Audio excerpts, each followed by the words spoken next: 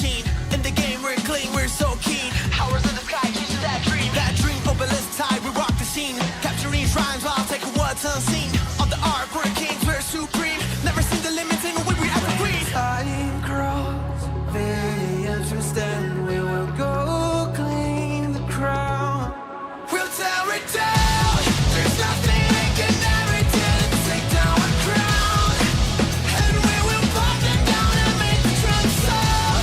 There's something inside more blessings sneaking around. Now watch the air still. We're fighting down. Running, charge, and calculate. The power we bring, running like a panther. Hear the battle sing. We're blazing through the ranks on the move and swing. With might in our heart to take everything. Everything pillars rise as we claim our throne. For victory, we've already grown. On the field we fight, we overthrow the known. Nothing stop us, ain't no way we stay alone. Time grows very interesting. We will go clean the crown. We'll tear it down. There's nothing they can never do to take down our crown. And we will pop them down and make the drum sound. There's something inside more blessings sneaking around. Now watch the air still. We're fighting death. From the desert altar to the desert outpost, we crave more. With every sweet stride, we will arrive. We're opening the door. So here's to the grind. We'll tear it down. There's nothing they can never do to take down our crown. And we will pop them down and make the drum sound. There's something inside more blessings sneaking around. Now watch the air still. We're fighting death.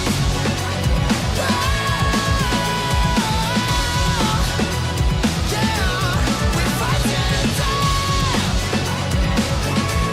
We're fighting death.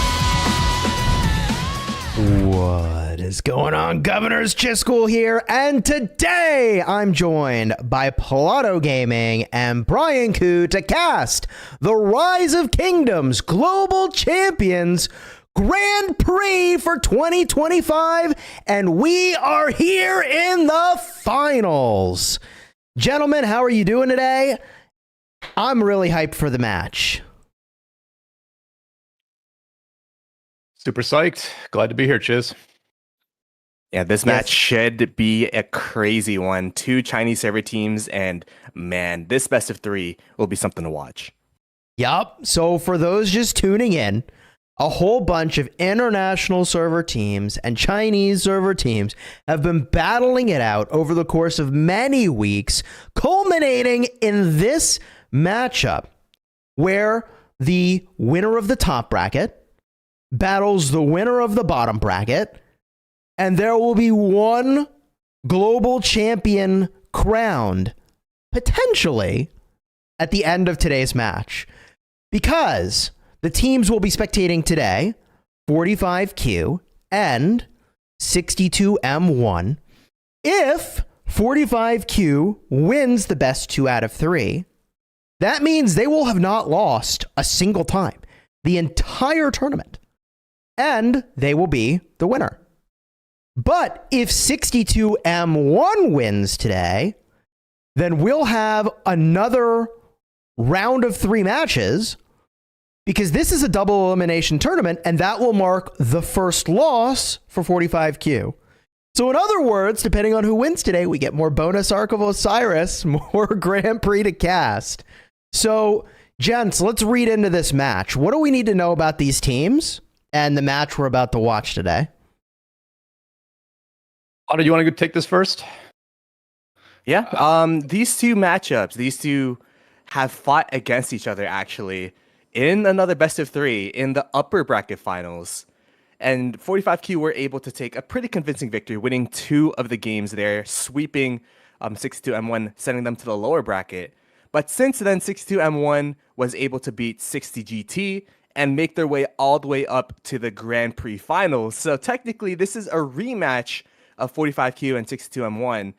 And if 62M1 win this series, that's going to be 4 series under their belt 4 best of 3s, which would be absolutely insane. But these two teams are familiar with each other. These two teams have fought against each other. But we have seen 62M1 really improve from their 45Q matchup versus 60GT. So we'll have to see within that week, since that last matchup, if they were even able to improve even more so. What do you think, Brian? Yeah, I think one of the key things you said there is that these two teams are familiar with each other. Not only have they played each other before, but just the way they treat each other shows a level of familiarity. I would definitely say that 45Q, they play like the favorite. They don't do anything too crazy. They do a moderate amount of gathering, but don't try to, really walk a tightrope with a lot of gatherers. And then on the other hand, you've got 62M1, who in their previous matchup went with a very aggressive high-risk skill bar that included both of the economy skills, energetic and stocking up, and also included master strategy. They used master strategy multiple times in both of the matches. In the first match, it went well on their first attempt, where they actually just straight up stole the Ark. They grabbed the Ark while the warp was forming and just scooted right on out of there. That gave them a good, it got them back into the first match, basically. But, they have been very risky against 45Q, whereas 45Q has just been the epitome of confidence here. In the second match a week ago, 45Q went to mid in numbers. They had a huge skill bar advantage.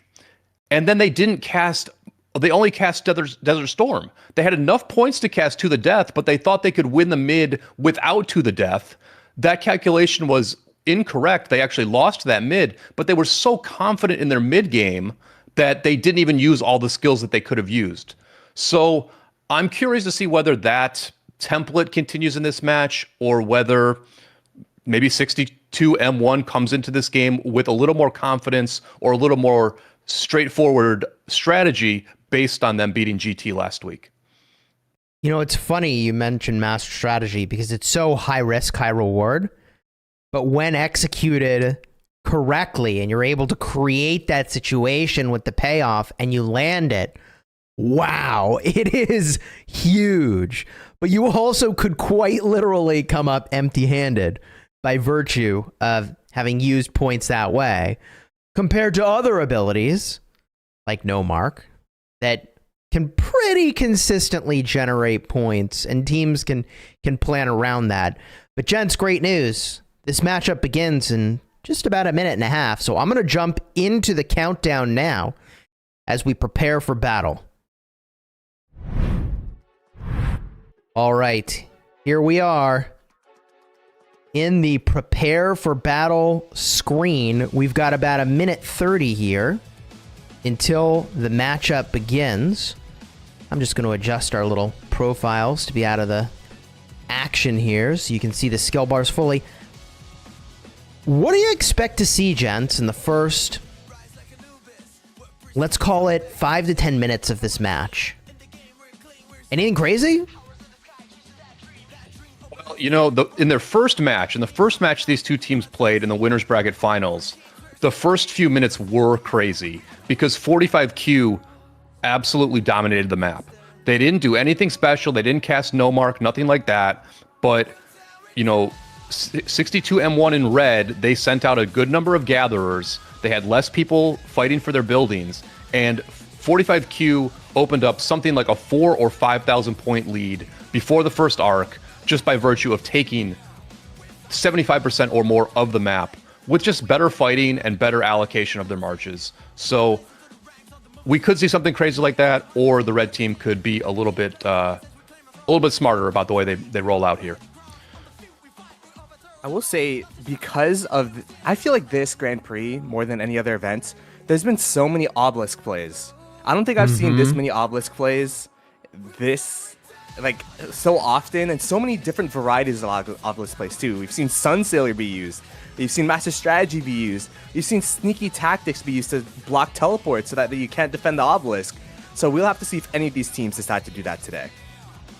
Well, here we go. They're off to the races. Within the next few minutes, we'll see if any obelisk plays happen. 62M1 dropping their vision right in front of the entry to the map. We're looking to see what do they want vision to. 45Q wants vision of the Shrine of War. What are your thoughts about this? I mean, I think 62M1 just wants to get a general idea of where the opposing team is going. But the Shrine of War, that's awfully specific to have vision to. Well, I mean, that side is the obelisk that if M1 were to do an early obelisk play, that is the obelisk you normally go for because it's a little bit closer to the enemy team. So I think that's really, to Plato's point, I think that sentry from blue is a nod to the fact that if either of these teams is going to do an obelisk play, it's more likely to be the underdog M1. And if they are going to do it, it's going to be Marches walking past that Shrine of War. There we go. The anti-obelisk sentry. Oh, man. I mean, the thing is that, gosh, if you could port in one of these cities at the power that it's got, it's not getting bullied out of there anytime soon. So it is really powerful always to disrupt an opposing team's obelisk, but you get in there with hundreds of millions of power and, yeah, 467 million power to be exact. It's hard to move that city out of there. Yeah, at that point, it's just not even worth the resources to move the city. You're going to be spending so much time, so many marches, even to rally up. It's going to slow down your tempo to even try to move that city. So, as Brian was saying, this sentry is going to be trying to look for any obelisk plays. We saw a similar sentry by Beer against 60GT when 60GT used the obelisk play. But then 60GT, they just put 3 sentries in a line just to destroy any of the sentries Beer could have. It looks like to me, though, this is looking at like a pretty standard opening so far from 62M1. It does, although 62M1 did put their second sentry down, and it's by the Desert Altar. So that really gives credence to this idea that, like, are they going for that obelisk? They got a lot of, vision that first they want to see which way they're going out the gate. Now they want to see what's going on by the Desert Altar. Meanwhile, 45Q has put their other sentry on the complete opposite side of the map. So they're kind of trying to protect, I would assume, their Sky Altar here with that placement just below the mountain feature here in the sort of middle of the bottom lane. So they're going to have vision to an attack if it comes, and we'll see if that is what happens here. Ethelfled running a rally downfield. I guess the downside of using Ethelfled is everybody knows you're going to disband that, but chances are you're just using those rallies to transport anyways. And look at this. In the top, 45Q kind of posturing to go for Sky Altar, right?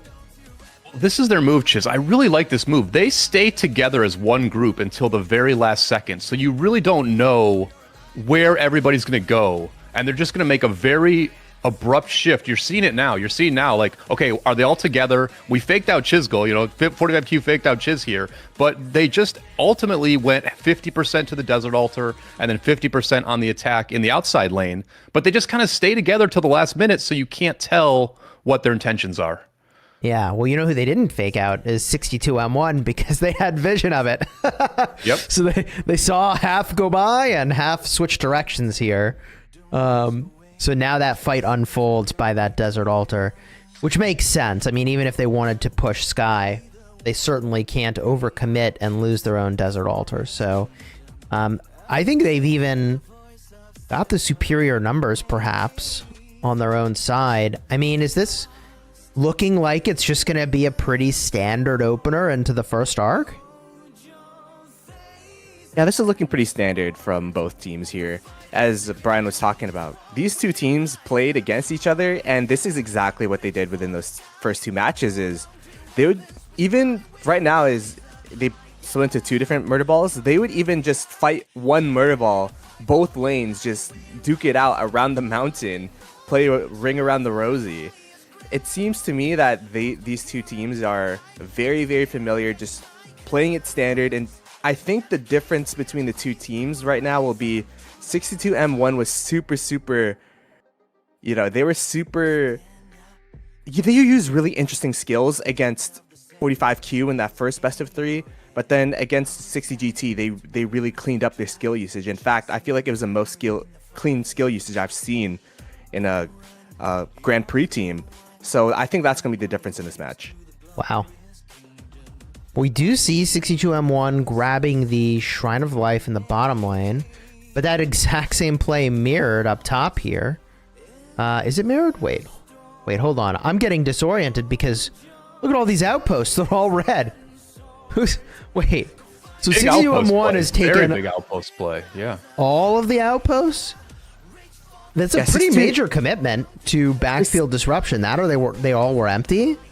Yeah, they are known for their backfield disruption. They brought, I believe, a couple marches. They also have a rally usually on that top outpost.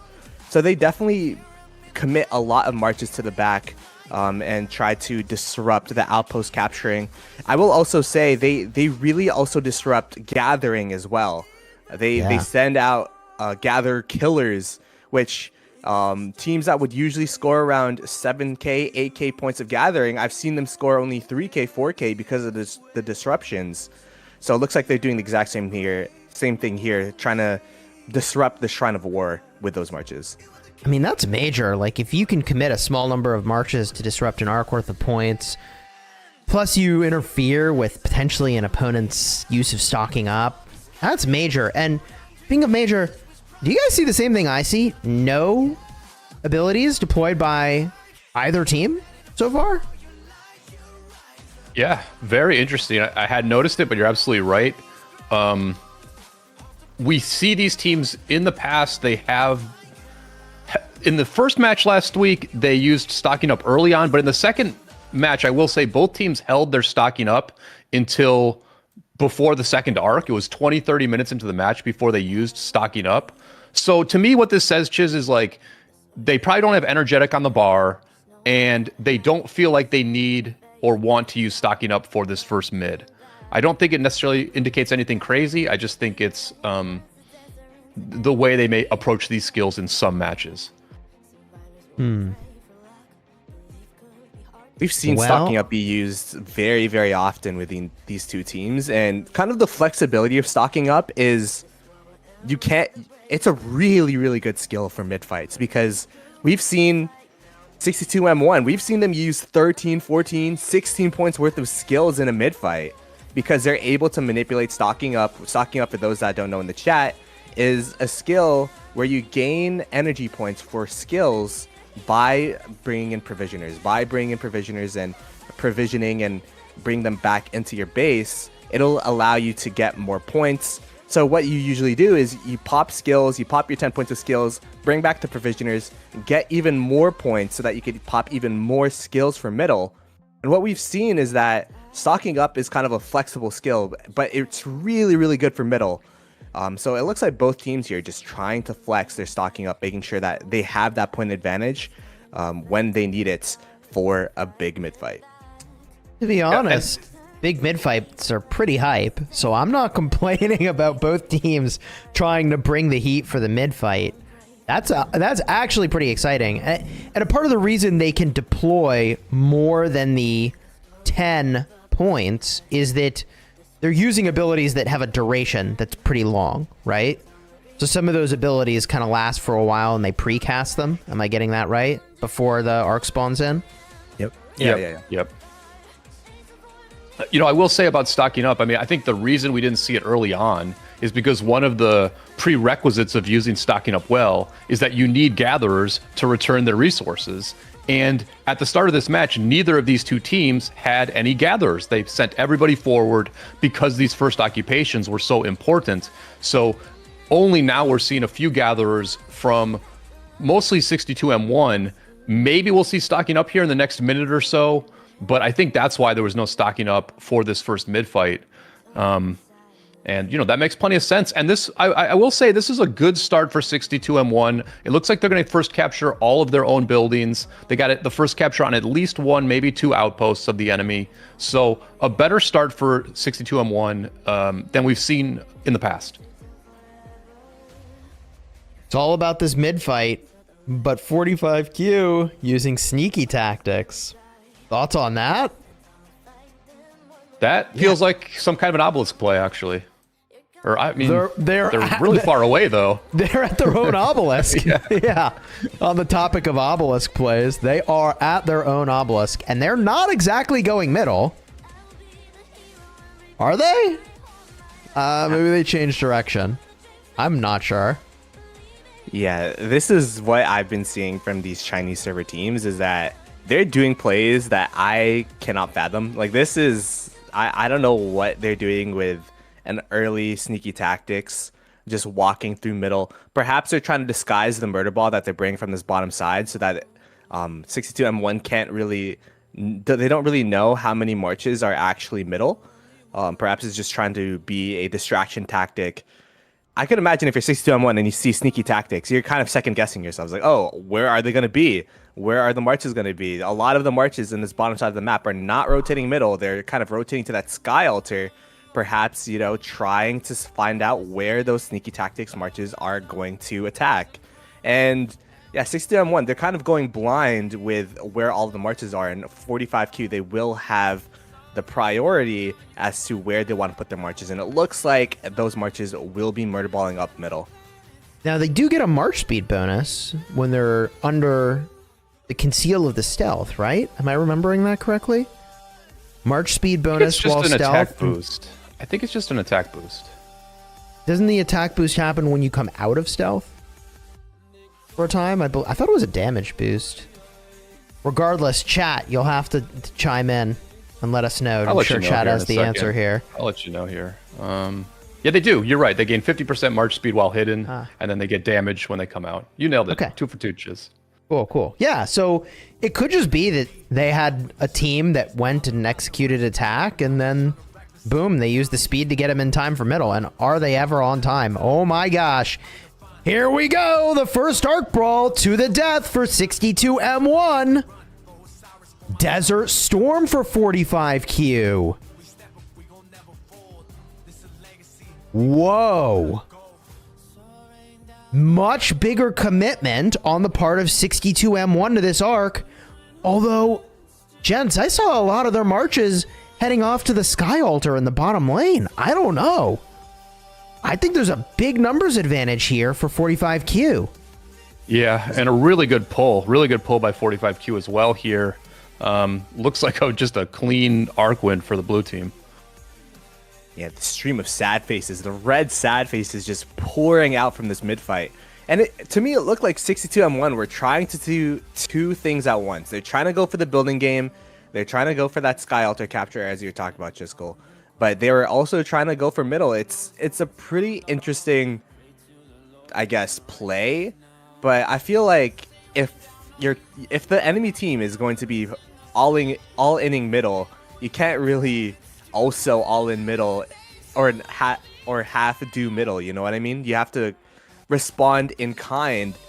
Right now, it's looking really, really good for 45Q. They have full control of the map and full control of the game. Yeah, I mean, this altar, assuming it flips, will make the altar game just even. So 45Q is looking really strong.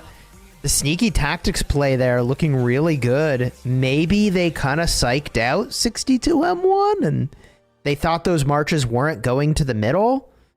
I mean, but you saw the timing of that. They got there in perfect time. I think that was 100% planned on the part of 45Q to conceal their marches and run them to mid in exactly that amount of time. Wow. I think that just really proves good. how strong march speed is, right? We've been seeing so many of these teams, these Chinese server teams, it's calculated to the T. That was, as you said, they got there just in time. They wouldn't have got there in time without the 50% march speed bonus from the sneaky tactics. And we've even seen 62M1, they would literally use massive strategies just to bring 30 marches from their home obelisk to middle to fight for mid fight. These teams are very, very calculated with where they want their marches and when they want them there. I love the precision, truthfully. So what happens next here? 45Q holds the arc or caps it right away? That's going to be an interesting choice. This is the first time in 3 matches that 45Q has won the first arc. In the previous 2 matches, M1 won the first arc and then did a max hold both times. So we don't know exactly what 45Q wants to do here. And yeah, man, Chisco, it's a tough one. That's a really tough one. I think there's a very good chance that they will return this thing before the max time, because I think they are just very confident that they're the stronger mid team. We saw it there. They didn't really use more skills than 62M1, and I don't think they really had more players because 45Q was also taking buildings during that mid fight. So I think they are just the stronger team mid, and for that reason, I don't really see them wanting to hold this arc the whole way. But it's going to also depend on the side play here for the next few minutes, because 45Q has been rather dominant with the side game here. We see that they're just, you know, this lane has not been super successful for them, but on this top side of the map, that outside lane, that Sky Altar, that's been just a problem in all these matches for 62M1 to defend their own Sky Altar. Wow. I mean, the match is pretty even in terms of scoreboard until that arc gets scored. So, assuming that it is scored pretty quickly, that still leaves a lot of opportunity for 62M1, but they've used To the Death, which is one of the big abilities from the toolkit. I mean, I don't know if they're also running No Mark, but, you know, No Mark and Time Warp seem to be used a lot in conjunction with To the Death as a sort of package of abilities. Should we be expecting a No Mark play sometime soon and then a Time Warp to follow? I think No Mark is... It's kind of tough, right? Because if the enemy team, if 45Q is going to commit to middle, then a response play for 62M1 would be a No Mark play. And that's kind of what they did against 60GT. That's what made them really successful, is that they were kind of able to see where 60GT were committing their marches, and then from that, they would respond in kind. So if 60GT went full mid, they'd be like, okay, we're just going to go take your Desert Altar and your Sky Altar, 4 altars with No Mark, and that's going to be worth more than the arc that you just captured from us. This time around, they're not doing the exact same thing. I feel like that sneaky tactics play was for tempo, but it was also to kind of disrupt 62M1 so that they wouldn't have full information of where 45Q would go, where they would contest. So yeah, right now it is looking really, really strong for 45Q. The thing about No Mark, using it now, you've already used a 6-point skill. It's going to be very, very hard to find the skill points for No Mark. And the fact that 45Q is on the map alongside you really doesn't make it so that no Mark is useful at the moment. Well, that is going to be a tough situation. It's possible they just don't even have No Mark on the bar, though, right? It could be the master strategy play that they try to run. That is true, yeah. So far, it looks like the bar that they used against GT, right? Dust Up was a new addition to the bar they had against GT. The lack of energetic is also a GT-like bar here. So my sense right now is that they just have the identical bar to GT, which would versus GT, so that would include No Mark, Time Warp, Desert Storm, and stocking up. If that's the case, and you're 62M1, the question is, when do you use this No Mark? Because, you know, Chiz, you've made this point a number of times that you definitely want to cast To the Death and No Mark before you use Time Warp. You want to get the value of both of those skills twice. So if you cast No Mark now, for example, if you're the red team, then what 45Q can do is they can return this arc immediately and be like, well, we have a very good skill point advantage because they just cast a 6-point skill. But I don't think it's that bad for 62M1 because, first of all, you know, 45Q also needs to cast their first No Mark. And second of all, they do have Gatherers out, and they are extremely good at using stocking up. And so they can regenerate some of their points very quickly. And for that reason, I do think we're probably going to see a couple of No Mark plays from both of these teams before this second arc. You know, it's funny, we just sort of observe it, but it's so seamless. It's almost something we don't really like comment on or notice. Is the filling for the garrison's been really clean this match. Have you guys started to see like these teams? They just so seamlessly swap out their marches, keep that thing topped up. Yeah, I mean, 45Q is insanely good at defense. Like their reinforcing is arguably the thing they do the best of anything. And I think that's a big reason why their ratios are so good, is because they're just punishing these swarmers so hard. You can likely see it at this building here. We see a march. You see the marches in the back of this building, right? They're just kind of like sitting there waiting to reinforce. And one thing I wonder is, like, do some of these swarmers just kill the reinforcements rather than bashing their heads against a almost full garrison? I don't know, but you're right, Chiz. The reinforcing of 45Q is amazing. Yeah. It is so strong, man. It is so good. You can see the double C's just sprinting in there. You have the backup garrisons that are there as well. And the thing about reinforcing is the higher your garrison is in terms of troops, the better you trade. So they just keep it topped up. They keep it absolutely full to the max, to the brim. And whenever you see a march next to the structure, you kind of have that as, like, they're so good at reinforcing. You see a march next to the desert altar, next to the structure that's getting taken. So you kind of just equate that to the health bar of the structure that it's next to. It's like, oh, that march is for sure going to go into the structure. 62M1's also pretty good at reinforcing, but what we see 45Q do is they just clear a murder ball behind the structure they're trying to take, kind of have that meat shield so that the reinforcements would have to walk through a full murder ball being, really low, and that's how they take the structures. And I feel like 62M1 are just sprinting into the structures and trying to swarm it down, even though there's marches around it. Versus 45Q, they only really swarm down the structures once they have full field control around it. Well, we do see a variety of these captains in use here. Eleanor, Hera's pretty much everywhere. And it does look like, and I was wondering about this, is Hollow Square the pick here? And that does seem to be the case. It is funny that we don't see Hollow Square as much in KVK, do we? But you see it all the time in Ark, right? Yeah. Now, Chisgul, you've pointed that out before. You've brought up Hollow Square as a garrison formation. Is it giving you any sustain, or is it just giving you counterattack type damage? I mean, because if it was sustain, then it would be better in Ark because you don't really care about the trade. And if it's sustain, that will be kind of a slight down point for KVK because it doesn't really improve the trade that much. But it's doing a couple things. It's reducing the damage you take, which is obviously super relevant in any of these contexts, but it also is strengthening your shields. Mm-hmm. So that is a form of sustain because you're able to mitigate more damage by virtue of having bigger shields. But it also is mitigating a lot of skill damage, which, not so great against Attila Subutai, but is pretty strong against, the skill damage archers that we see running around in the field and rallying.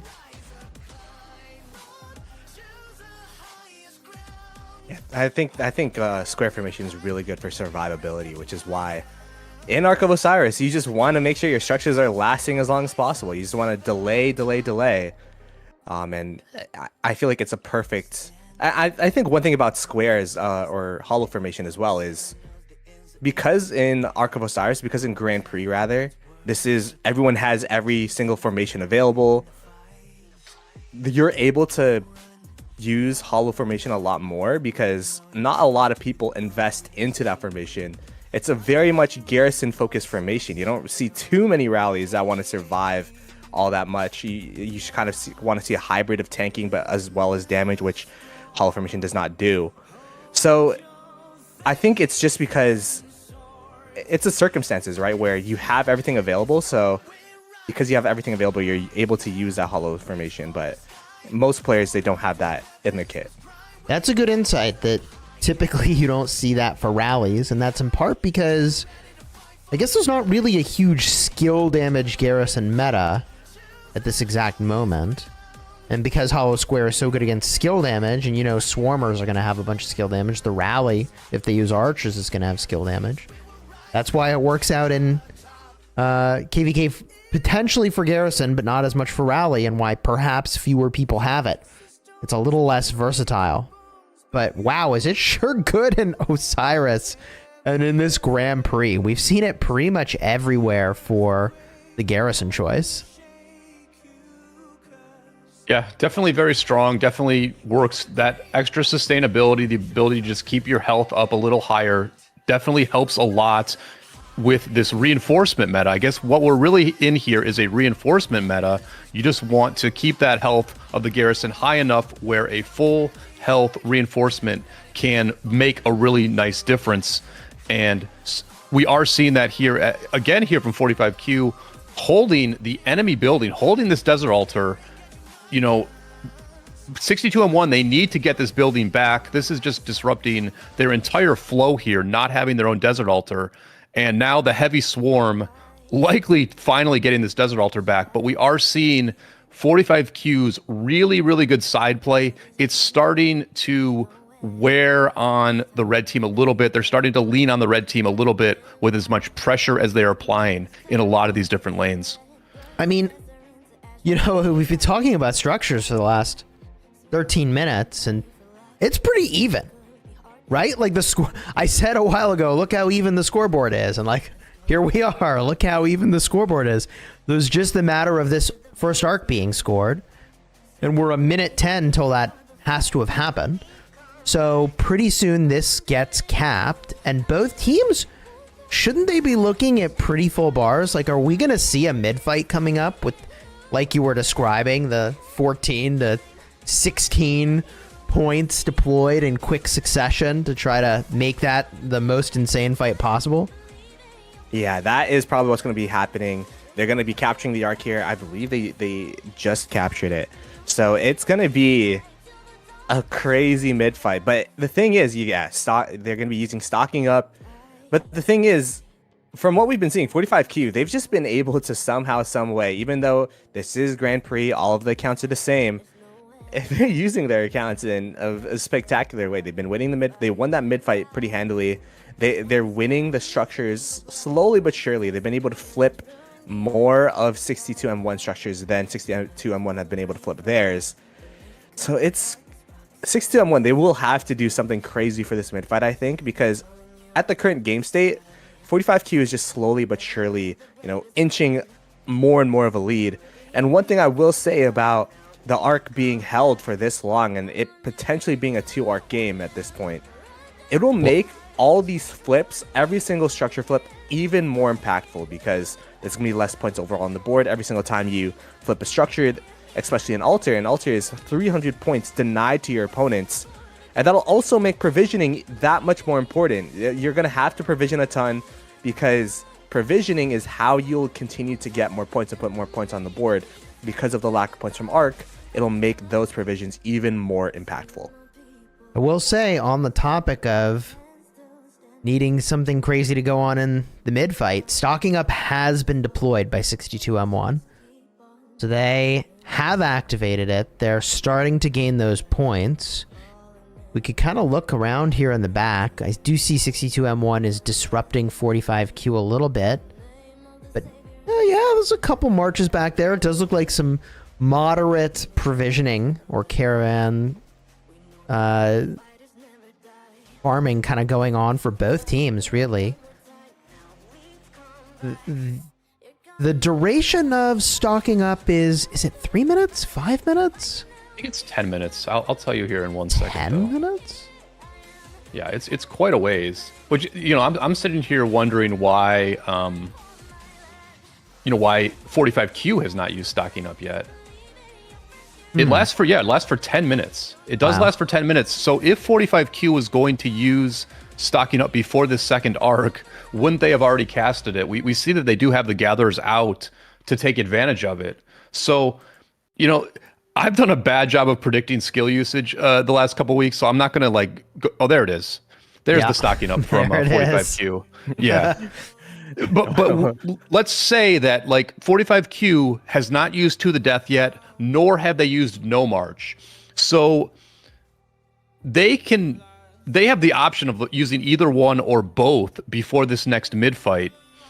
If you're 62M1, what do you do here? I mean, do you go mid and time warp before your first no mark? 45Q does really have a nice skill advantage here where they can just choose whether to go full mid or not. Whereas 62M1, I mean, like, they're behind in the game, so they have to go full mid, but their skill bar really necessitates a side play here where they get that no mark off. Yeah, I see what you're saying. I mean, just looking at the time remaining in the match, they have to go all in mid, or they run the risk of this being a 2-arc game, which I don't think they can afford. So 62M1 has to all in. And if they don't get this arc, they're in a really precarious spot, right? 100%. Absolutely, yeah. Because they're down by 4K right now. If they get down by another 3.5, 7.5K with no extra arcs available, you can't provision that back. And they've been slowly but surely losing structures. This Desert Altar has been painted blue for quite some time. It's been flipping back and forth. It's confused as to if it's even 62M1's home Desert Altar, if it's 45Q's vacation destination. But it has been really, it's not been dominant, but it's been these small margins. 45Q is just able to find the gaps in 62M1, and that's what's really nerve-wracking right now. 62M1, they need this arc, but at the same time, they can't give up the structures because they're down in the game. Wow. I mean, that's the thing, right? Like, 45Q doesn't have to go mid. 45Q could just no mark and really probably crush them. And as we look at like the approach to mid and what's going to happen here, you can see a lot of blue marches still on the side. It's almost like they're circling around, making it unclear whether they're going to go full mid or not. It's a very precarious situation for 62M1, made just all that much more worse by the fact that they are devoting so many players to just taking back their own building yet again. These reinforcements have just been absolutely insane, the garrisons. It's really wild to watch. Like, CC traveling the distance here to go to that vacation destination, as you were saying, Plato. The sandy beaches at the Desert Altar. So warm and friendly. Double C cruising all the way down to the other side of the map to visit them. But I tell you, man, these reinforcements are really on point. It's wild to watch.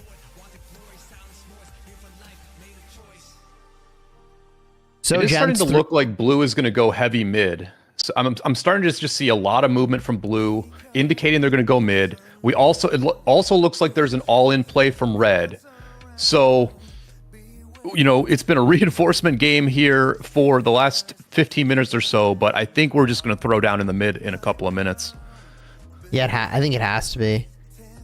And, you know, that although 45Q could go buildings, like, what if they just go mid and take the arc, and then that's that, right?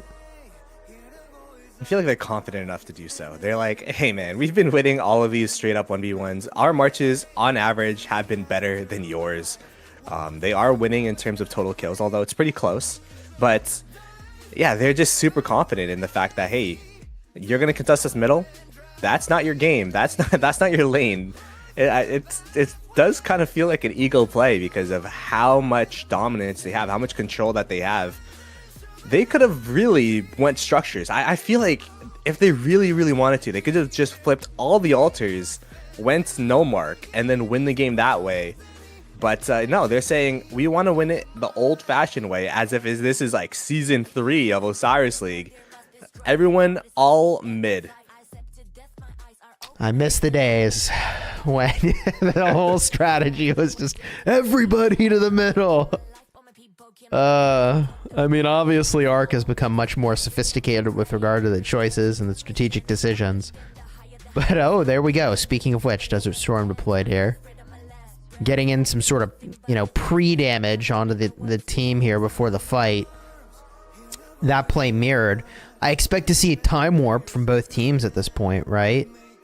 Although just from red, really, it's just from red right now. That's the thing, right? It's a huge outplay skill wise here by 45Q, where they can just use to the death in this mid fight, and then either time warp immediately and use like no mark then, or they can just like use both no marks later. Whereas honestly, 62-1 I think is going to lose their first no mark because they have to use to the death again for this mid fight.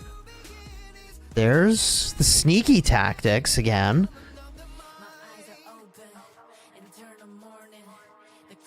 62 with the time warp. They're prepping for to the death. There it is for 62. They lost a full no mark. A full no mark was lost by 62-1 here. Stocking up used. 45Q to the death. 62 Desert Storm. Holy moly, that's a lot of skills. That was double Desert Storm, Chisco. Yep. They used double Desert Storm. That was sort of why I thought we would see a time warp from 45Q, except to, Brian's point, like, why? Like, they already have to the death available. But 2 Desert Storms is a lot of damage to take.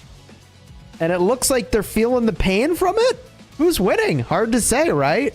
I think it's 62-1. 62-1. This is what I was talking about. Their skill usage in middle is just absolutely insane and such a big upgrade from what the first matchup.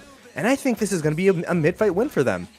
Wow. So basically, what we saw here is double Desert Storm plus to the death versus sneaky tactics Desert Storm into the death, right? Yep. 12 versus 12. And dust up from 62-1. So actually 14 points from 62-1. Yep. Okay. Wow. Well, we got a game on our hands, gentlemen. We have got a game on our hands. It's funny, I was sort of thinking like, gee, this could be a 6-game series, potentially, right? In like the most long form version, or it could be as fast as a 2-game series if 45Q sort of mops up from start to finish. But this arc signals, hey folks, we're in for a longer series. 62M1 has the arc now. That means if they score this arc right now, they will be winning on leaderboard, right? Yeah, they would be winning. They will be ahead. But I feel like there's 2 no mark. There's 2 no marks in 45Q's pocket. If they can get enough skills to cast this skill twice in the final 20 minutes of this match, that's a lot of points that they can gain from those 2 no mark. Now, the thing is, you also have to think about a third arc, right? If 62M1 feels like they are behind in this match, which on the scoreboard they aren't, counting the arc, but I think they are behind. I think because of the no marks, I do think that the red team is behind here. If that's the case, they have to think about a third arc. And because they have control of that third arc, it does limit 45Q a little bit in how aggressively they deploy these 2 no marks. Yeah, I mean, can 62M1 go for a third arc given that they don't have to the death? It's not an option for them anymore. They've used them. That's it. All options deployed, right? Other than that last skill, which we still don't know what it is. We assume it's no mark, but we assume it's no mark. Who knows? We haven't seen it used yet. Could be master strategy, right? It could be. It could be. It really could. I love the mystery of that. Like look, I mean, if I were betting on this, I'd bet it's no mark, right? But we don't know. And because we don't know, you got to be ready for whatever could happen next. I don't know. I'm looking to the chat here. What do you think 45Q does? Are we going to see a no mark activation here? To some extent, the weirdness of this is that they kind of have to wait. Okay. Wait, do they have to wait? Did I see captures the arc? I think they're just swapping it. I think they're just swapping it to somebody else. I was like, wait, hold on. Hold up. Wait a minute. This arc is moving, and in 20 seconds, it's going to be at its destination. I would assume if they wanted to just score it, they could have picked any old city. So I think they're just stationing it over here. in the bottom portion of the obelisk area, but not capping. Guys, here's the other thing, right? And far be it for us to question these guys and their skill casting, but right now 45Q holds 4 altars. They have 4 altars. Don't you cast No Mark right now? I mean, this seems like a really good time to cast No Mark. I don't know if they have the ability to do that right Maybe now. Would be my they guess. might not have it yet. Yeah. I mean, after that mid fight, and they used 12 plus points. That's a lot. Did they recast stocking up? They did not. It Huh. was only 62M1 that recast stocking up. So 62M1 has stocking up active now. They're replenishing their bar faster because of that. While 45Q is just trying to do it au naturel, regaining points from that very heavy dump on the second Ark fight. Okay. Yeah, I mean, looking to the gathering, like, there's almost a great response. It's a great response from 45Q. Sorry, Jisco, but it's a great response from 45Q where, okay, you lose Ark and somehow you have 4 altars. Like, usually when you lose Ark, all of your marches walk back home and then you don't really have that tempo, but somehow, some way, they're able to swing the tempo from an Ark fight loss to 4 altar hold. Because usually you have crazy, you're right.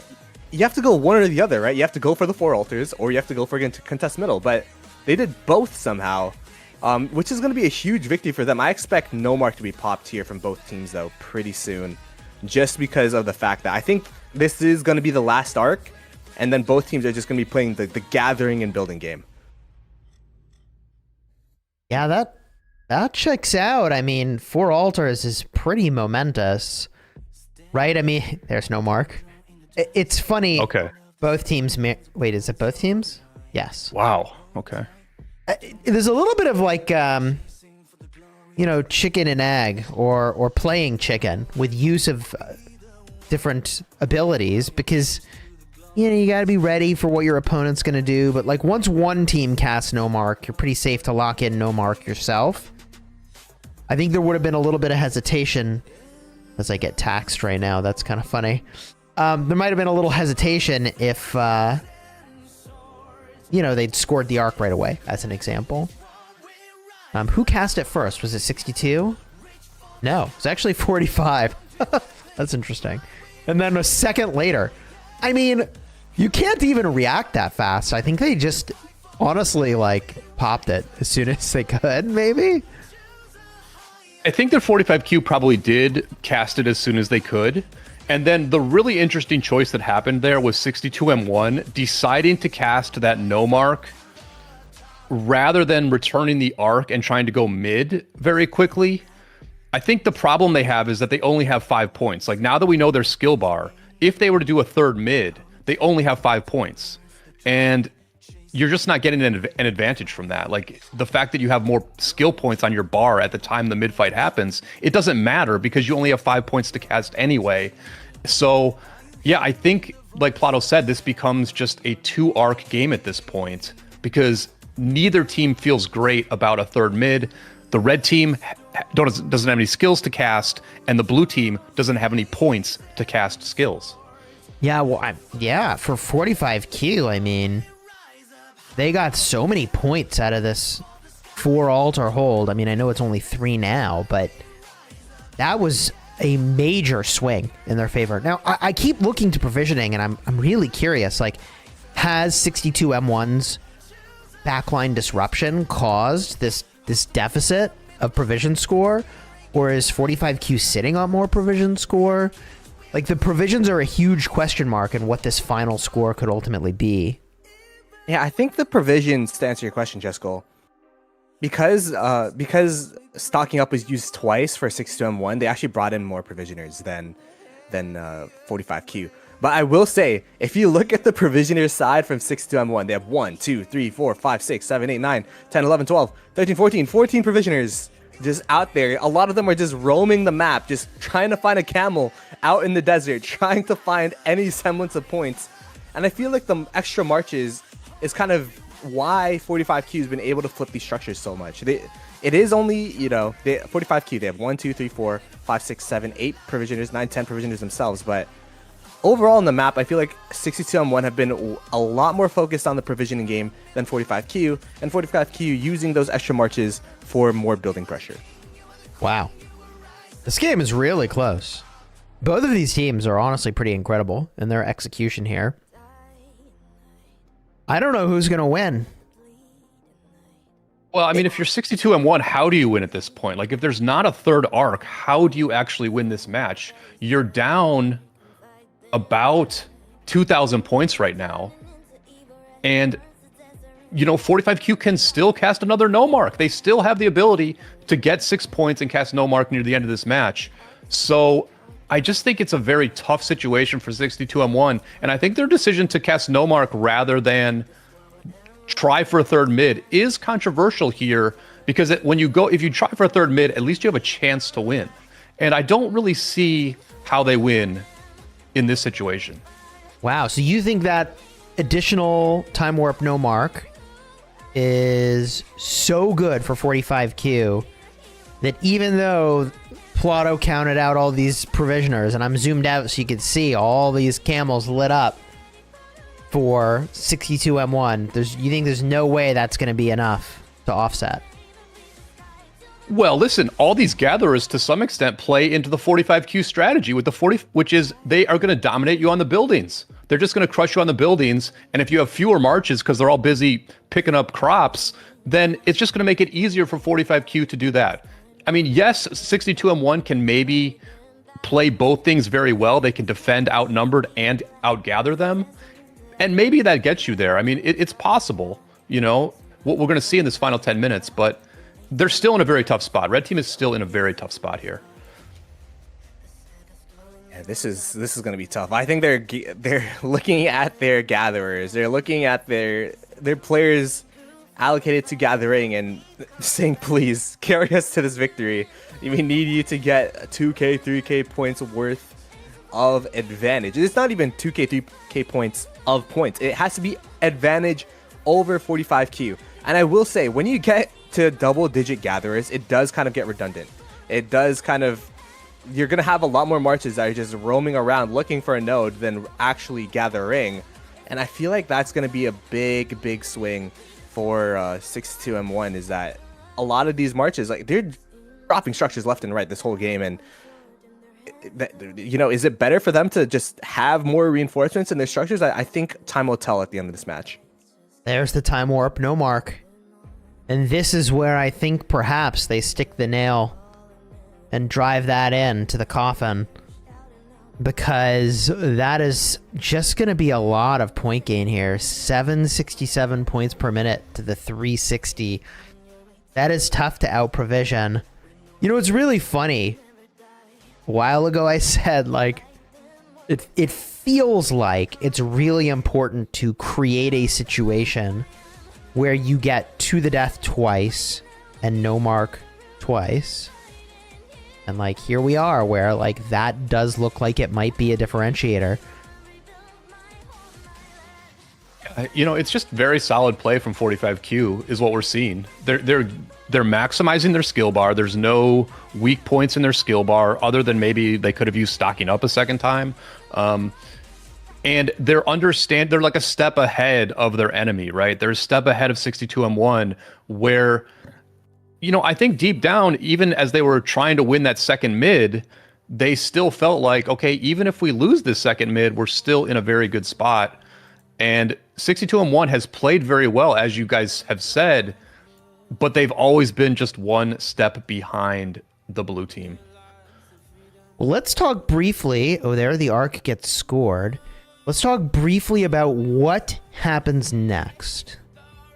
So, this is a best 2 out of 3 series. So regardless of who wins, we go to another game after this. So as soon as this matchup wraps up, we take, I believe, about a 10-minute intermission. The stream will still be live, so you don't have to go anywhere. And then we jump right into the next match. So regardless of who wins, we've got more Grand Prix gameplay coming up. From there, though, this can be as much as a 3-game series today and a sort of like 6-game series in total. If it goes that far, we'll see. Looking here now to the Desert Altar. These rains, man. The buildings stay low but keep getting filled for so long. Look at this. Even though they lost the captain, USH is garrisoning and it's still alive. Double C captain. Okay, that's probably an issue. Comes the Hera. If they can hold on for a couple seconds, they get the Hera in, but they got to swap it real They fast. got the Hera. Like, There we go. this is just so crazy, right? Like, that garrison's hanging by a thread and it just keeps going. There it is. Jeez. Yeah, the duality of the Desert Altars, I feel like, kind of just sums up the game. Where I was watching the Desert Altar of 45Q, we were watching that, and it was such a struggle for 62M1, even with full open field control. There's one march outside of the Desert Altar. It's like, oh, that's for sure gonna get in there. You gotta add that march's health bar to the Desert Altar. Versus if whenever I look at the Desert Altar take for 45Q on 62M1's home Desert Altar, it's like a whole different story. Like, they have just been able to find the gaps, find a way to consistently flip the Desert Altar on the bottom side. It's pretty interesting because, last week, the weakness for 62M1 was really their Sky Altar. Like, their Sky Altar was getting flipped so many times, and we have seen a difference in this match. It really is that Desert Altar this time that keeps getting flipped. I wonder if there were personnel changes on either team to make that happen. It's really a stark difference, but the one thing that has been the same is that there has been a weak link. In all these matches, there has been a weak link in the lanes for 62M1 that 45Q has exploited, and they've gotten a lot of occupation points for that, and they've also just really disrupted 62M1 because they have to constantly take back their own buildings.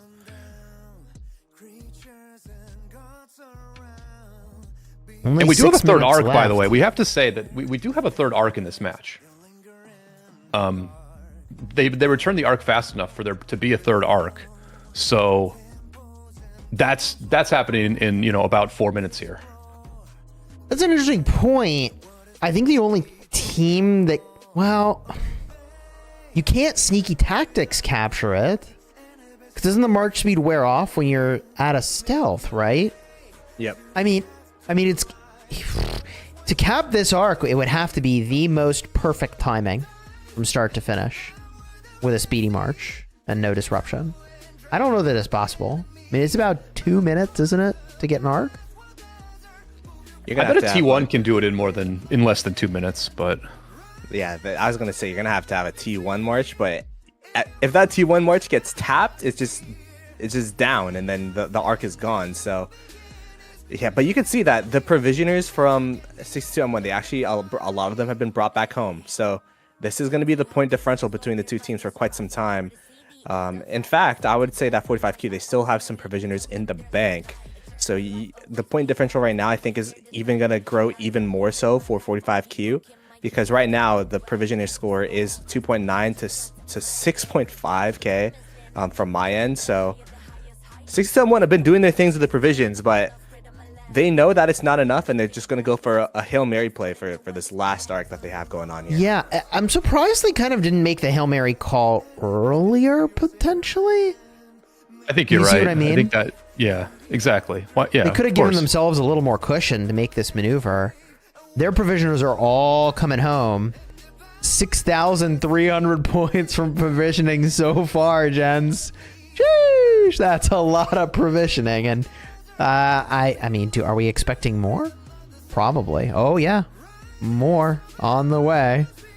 They're still out there. We out there looking for provisioning opportunities. 62M1 feeling very ambitious right now. They're going to try to win a third arc with 2 minutes left in the match and also set the world record for gathering at the same time. It's a bold strategy, Cotton. Let's see if it pays off. Look, it's the finals of the global championship. Why not? Sometimes you got to go for the big play. Play to win rather than play to not lose. You got to take some risks. And I think they're in that spot with 3:30 left and a leaderboard being what it is. Time to get a little risky. There's Desert Storm on to 62M1. Softening them up before the fight. And then the question is, does 45Q have enough points to cast a second To the Death here? If they can cast To the Death, then this is going to be an absolute slaughter here at the temple, but they might not have enough for To the Death and would have to just settle for another Sneaky Tactics. Yeah, I mean, Dust Up was activated on the part of 62 M1s. They do have that going for them. But that combination of Sneaky Tactics, Desert Storm, it's looking really good. There's Desert Storm. There's To the Death. Uh-oh. Wow. That is tough. I think the That is backbreaker in real this tough. game, the backbreaker in this game was for sure the second no mark, and then of course the To the Death in this last arc. But the reason why they even needed a last arc to begin with is I think that second no mark that Brian has been alluding to this whole time is those extra points really do stack up, especially when you're flipping your opponent's altars over and over and over again. You start generating more points, you start taking away points from your opponents, and I feel like that's been the biggest differential between the two teams. Yeah, I've seen. this arc cap is now actually a point of risk for 62 M1. They're now running the risk that if somehow they could have won off more provisions, which I don't think they can, this arc could actually be scored by 45Q and just seal it for them. So this is now really awkward. 62 M1 does have some marches back here to go address that concern. I think they knock this carrier down once, and that concern is kind of mitigated, which is what's happened. Minute 20 left. It'd be hard to score this arc, right? With that much red around it, I think it's too tough. But hopefully they give it to a T1 March and it takes a shot at it. No, it's a T5. Yeah.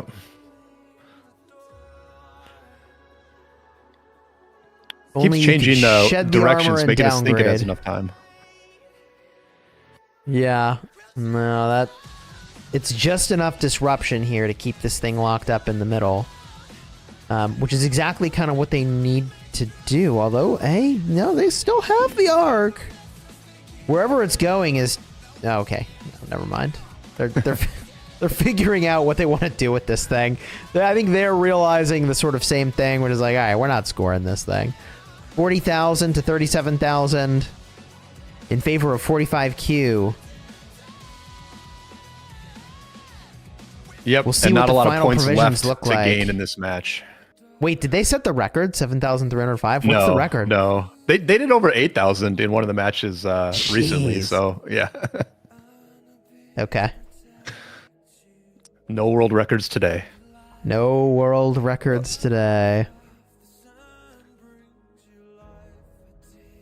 It does look like 45Q takes the first win.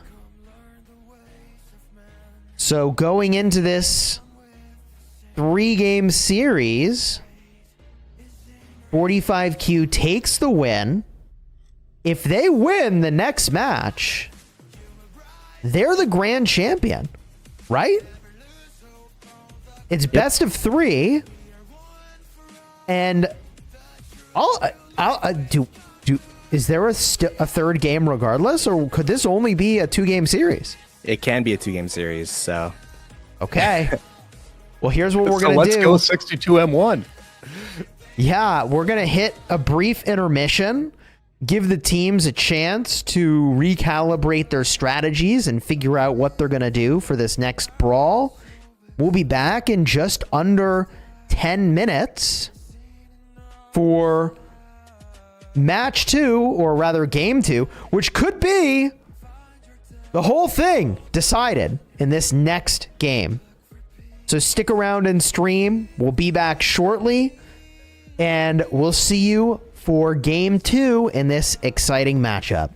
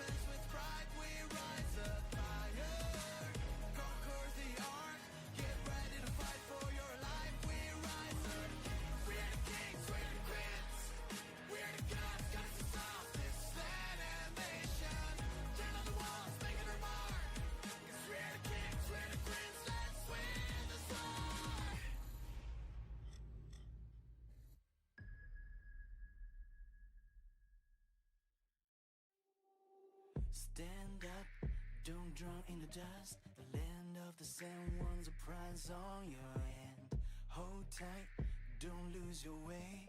Chasing for the glory to the end. Don't run, be the one.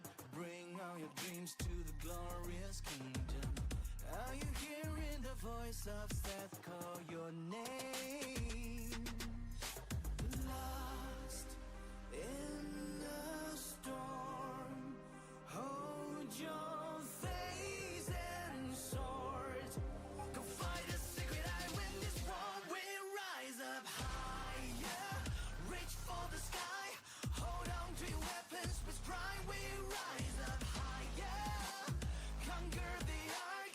Get ready to fight for your life. We rise up, climb on, choose the highest ground of the pyramid of life. Let the spirit get you high, 'cause we are the kings, we are the queens. We will rise up to the top. Stand up, don't draw in the dust. The land of the sand knows the answer in your head. Hold tight, it's worth the try. Chasing for the glory in the fight. Don't run, you're the one. Bring all your dreams to the glorious kingdom. Are you hearing the voice of Seth call your name? Lost in the storm, hold your face and sword. Go fight a secret, I win this war. We rise up higher, reach for the sky. Hold on to your weapons with pride. We rise up higher, conquer the ark. Get ready to fight for your life. We rise up, climb on, choose the highest ground of the pyramid of life. Let the spirit get you high, 'cause we are the kings, we are the queens. We will rise up to the top. Even when you fall, sticks and stones may break your bones, but you are stronger than the heaviest waves. The earthquake won't shake you, 'cause you are the king, you are the queen, you are the truth of the land. You rise up higher, reach for the sky. Hold on to your weapons with pride. You rise up higher, conquer the ark. Get ready to fight for your life. You rise up, climb to the highest ground of the pyramid of life. Let the spirit get you high, 'cause you are the king, you are the queen. You will rise up to the top. Dying night, the shadow of the bleeding night. The sword is losing its light, there's nowhere to hide. It's time to face the dark and fight them back. The moon is turning into evil red, burns the desert into ash, ruin the ark with chaos fire, yeah. Survivors won't pray for luck, belief could be hard as rocks go against the deepest dark. The Sabbath's calling you above the sky. This war will end with the bravest man. Santa Marie grew for the fight, now we've come back. I'm wondering who I am, born through the fire, chasing for the meaning of the endless fighting. Who I am, the hands of flame, would I be a hero, would I see my neverland? I'll fight for the dreams that you had, believe in your friends, get ready for the world's fight. You know who I am, let's fight on time, illuminate and lead the sky till the dawn, push you back to life. Dying night, the shadow of the lonely night. The sword is losing its light, there's nowhere to hide. It's time to face the dark and fight them back. The sand is turning into evil black, burns the desert into ash, ruin the ark with chaos fire, yeah. Survivors won't pray for luck, belief could be hard as rocks go against the deepest dark. The Sabbath's calling you above the sky. This we will end with the bravest man. Since I regrew for the fight, now we've come back. I'm wondering who I am. Right through the fire, chasing for the meaning of the endless fighting. Who I am, the hands of flame. Would it be a hero? Would I see my neverland? I'll fight for the dreams that you had. Believe in your friends, get ready for the worst fight. You know who I am. It's right on time. Illuminate the clear sky till the dawn brings you back to life. I've seen my people down with sword in their hands, still standing their ground. No time for sadness, holding my faith, just keep on moving on. As and fires are falling everywhere, crying in the air, shouting out a glorious name. The name of the Savior in history till forever. Your faith is leading your way to the light. We know the real fighters never die. Since I'll fight them one more time, now we've come back. You're gonna know who I am. Right through the fire, finding out the meaning of the ruthless fighting. Here I am, the hand of flame. I will be the hero and rebuild my home, my land. I'll fight for the dreams that you had. Believe in your friends, get ready for the worst fight. You know who I am. It's right on time. All right, welcome back, everybody. We're here for game 2 in the finals of the 2025 Grand Prix. Wow, that was a pretty hype first game. Welcome back, gentlemen. What did you think of that one? Yeah, that one Very was the good game. closest. Yeah, that very was- good game. That was the closest one we've seen between the two teams. Again, we've seen a best of 3 between these two teams in the upper bracket finals, but that one actually felt like, outside of the last 10 minutes of skill usage, 62 M1 were right in it. Yeah, I think if you look at it from the 62-1 perspective and what could they have done differently, I think you get, like, very quickly you get to a situation where maybe they have enough points to win, which is they didn't cast No Mark early, and then they cast To the Death before the first arc, but they still lost the first arc. What if they had cast No Mark at the very beginning of the match when they were taking those enemy outposts? They would have gotten a bunch of first capture bonuses, and then, yes, their first mid-fight is compromised, but they lost the mid-fight anyway. Now, there's, that doesn't mean that any of those things will repeat in the second match, but it does show that 62M1, if they had done things a little bit differently, but then everything else goes the same, they can beat 45Q. It's just very tough because it does feel like 45Q is the better team overall. Well, I'll say this to frame up our match that we're about to spectate, which is that 62M1 must win for this series to continue.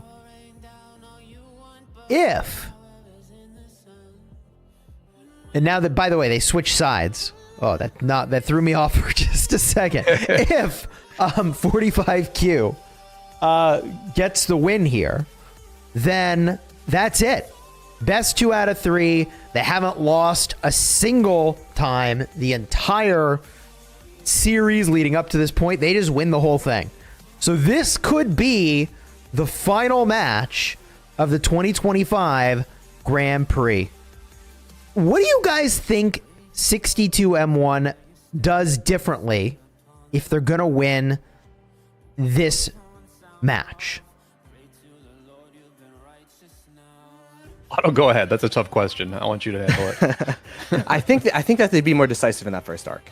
The first arc, we saw them, they went for the buildings, but they also went for middle. Against a team like 45Q, you have to be decisive in your play. I think they're going to be shooting themselves in the foot in that first match because, as Brian was saying, it started off in such the wrong way, where if they were just able to either decide on the building game or decide on that mid fight, I feel like that at least you could say, okay, we tried our best and sent everyone there. But because they kind of split their marches, the bottom side of the map going towards an altar play versus middle, and then they use to the death, I feel like they just need to be a little bit more decisive in the first part of the game. And then the thing is, when you have that advantage in the beginning, you have so much control of what's going to happen after, and perhaps it could snowball a lead from there. What do you think, Brian? You know, Plato, I think you're basically right that they have to be more decisive, because what I'm seeing from 45Q is that they are actually kind of a reactive team. Like, it's kind of interesting that they're an incredibly dominant team that is also pretty reactive, where they are just making reads of their opponents. They're making a read and saying like, okay, how are you using your skills? You know, how heavy are you going to this mid? And then how can we just make slightly smarter decisions based on what you're doing, and then give us an advantage along the way? And then we're just going to like outplay you fundamentally the whole time. So yeah, I kind of think a big play is needed here from 62M1, right? Now, the tough part is, I don't think they changed their skill bar. They didn't change their skill bar 2 weeks ago, and I don't think they changed it against GT either in between matches. So they probably don't have master strategy. And so what is the big play that you can do? I mean, an early no mark is something they have done before. It's something that Chisgul really likes. So maybe you go with the early no mark, try to make an outpost play again, and just get that early lead. Yeah, I think you can't just play incrementally different than 45Q, because 45Q is just going to read you and adjust. I will say they are doing something really interesting. Look at the marches middle. They're kind of just splitting up. They met up in the middle, and then now they're kind of doing something here. And then I feel like there was actually a sneaky tactics used. There sure was. 45Q, they met up in the middle, and then they cast sneaky tactics. And they split. They went both ways. Just walking And they're right getting a past beautiful them. scout here. They're getting a really good scout of the blue marches walking through. They see them, and thems don't see you. So a lot of information being gained by 45Q here, and obviously they have something up their sleeve. Probably trying to flip the table here and take the blue team's outpost this time. And they're marching to the obelisk. And it's a lot of double C's. And there's a Jadwiga. Wait, what are these guys up to? Okay. What is going on? I mean, this is a major use of these precious points at the very start. What are these guys up to? The rally got canceled. They think they're just going to sneaky swarm it with a bunch of double C's? What Summer is spotted this? out. The Jadwiga's not seen, though. Stealth Jadwiga heading to this obelisk. That is more dangerous than it looks. She's a cutie pie, but she's dangerous. It looks like they're just trying to block the front teleport spots. It's kind of interesting that they decided to do both obelisks. Usually, the play that we saw 60GT do against Beer is that all 30 marches that were stealthed just went around one full obelisk, and then their opponents couldn't do anything about that. But yeah, this is just going to be a couple teleports denied, to where 62M1's first teleports are going to be not ideal, but I think that's going to be the extent of the play. I mean, it's certainly got to be confusing, because it's just going to tell you can't teleport there. There's an obstacle, but you can't see it. I don't even know what happens. No way. Wait, Desert Storm? They use Desert Storm to make the targets become visible again. Desert Storm is a direct counter to sneaky tactics. So now they're going to be able to, hit these marches. But then they use 3 points for 4 It marches. just doesn't feel that important to me. What? I don't...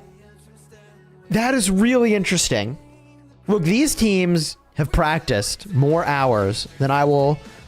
just leading up to this match, than I will probably ever log in my entire time playing Ark of Osiris in Rise of Kingdoms. But, like, this is just such an interesting use of points at the start from both teams. Like, I would think that the teleports aren't that important, that you would use up 3 points to reveal 2 marches? Maybe it's just just so that they could get back to their main game plan, right? They've practiced, as you were talking about. They practiced over and over and over again. And the timings have been so precise. So perhaps they're like, you know what? They already used 3 points. Let's just use 3 points so that we could get our groove back. We could get our mojo back. We could get all the cities where they need to be, and then just play this game standard from there. Both teams being at a 3-point deficit. I mean, But you look, could have been it 3 was- points ahead.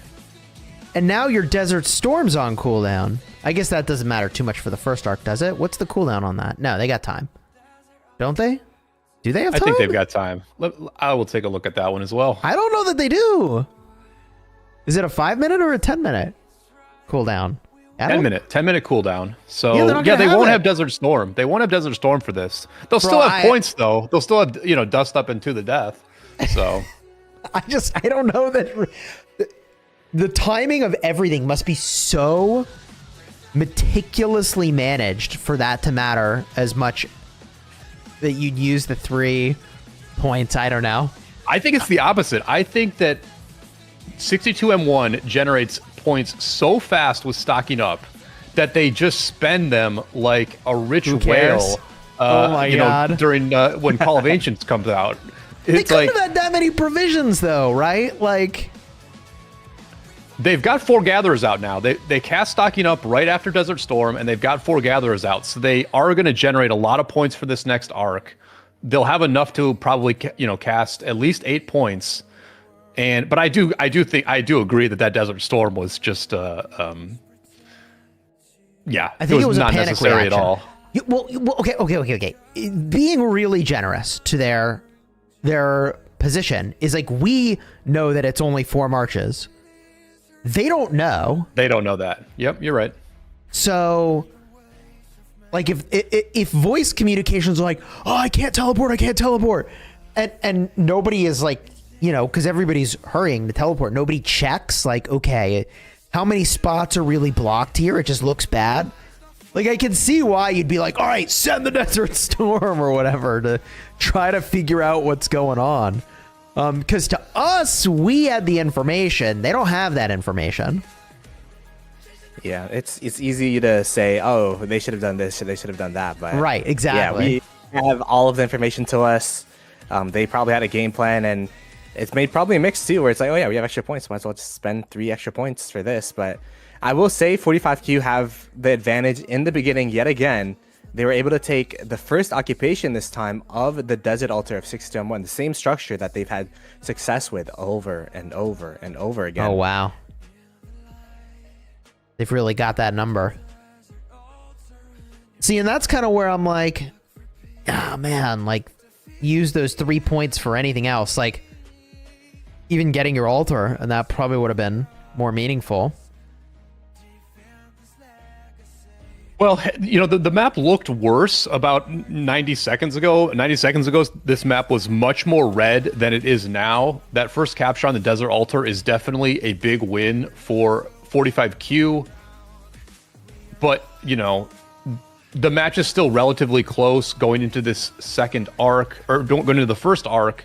And skill point wise, because 62M1 cast stocking up, they probably are a bit ahead on skill points, and they are gathering slightly more. So not terrible for the blue team here, but definitely a better start for 45Q.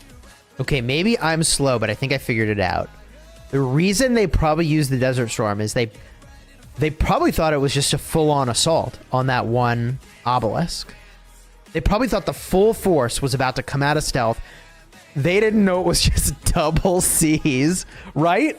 So they must have... The reason you use that way is you think, oh, they're not just blocking teleports. They're going to take this ob from us. Yeah, that could also be the case. I mean, that seems like a pretty good use of a Desert Storm, right? Like, with that logic, that seems like what any sane shot caller would do. I'm just thinking about, like, I don't know. Because you really want the ability point advantage, right? Like, so to forfeit that, like, they must have actually thought they were in, like, imminent, peril to pop that, and, like, yeah. Sheesh. Well, it's a very interesting opener. Regardless of how you slice it, it was certainly unexpected. Yeah.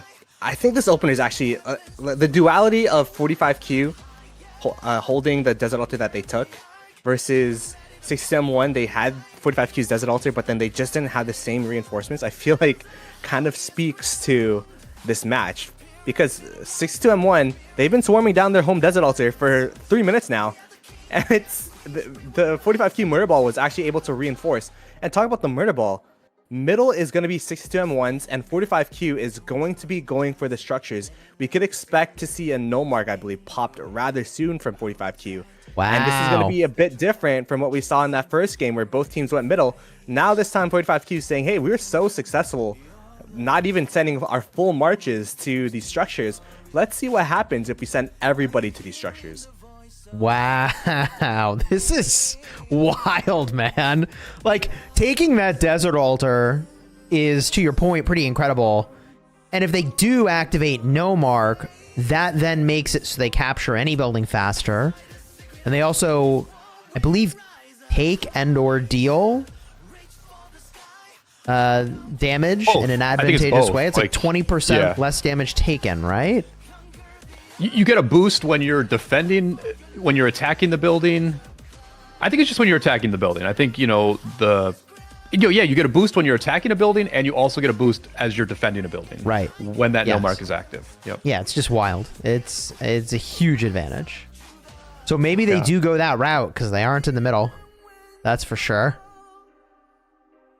No, and the question is, how does 62M1 react to this? Like, are they reacting well here? I mean, at this point, they must have figured out that their enemy is not mid.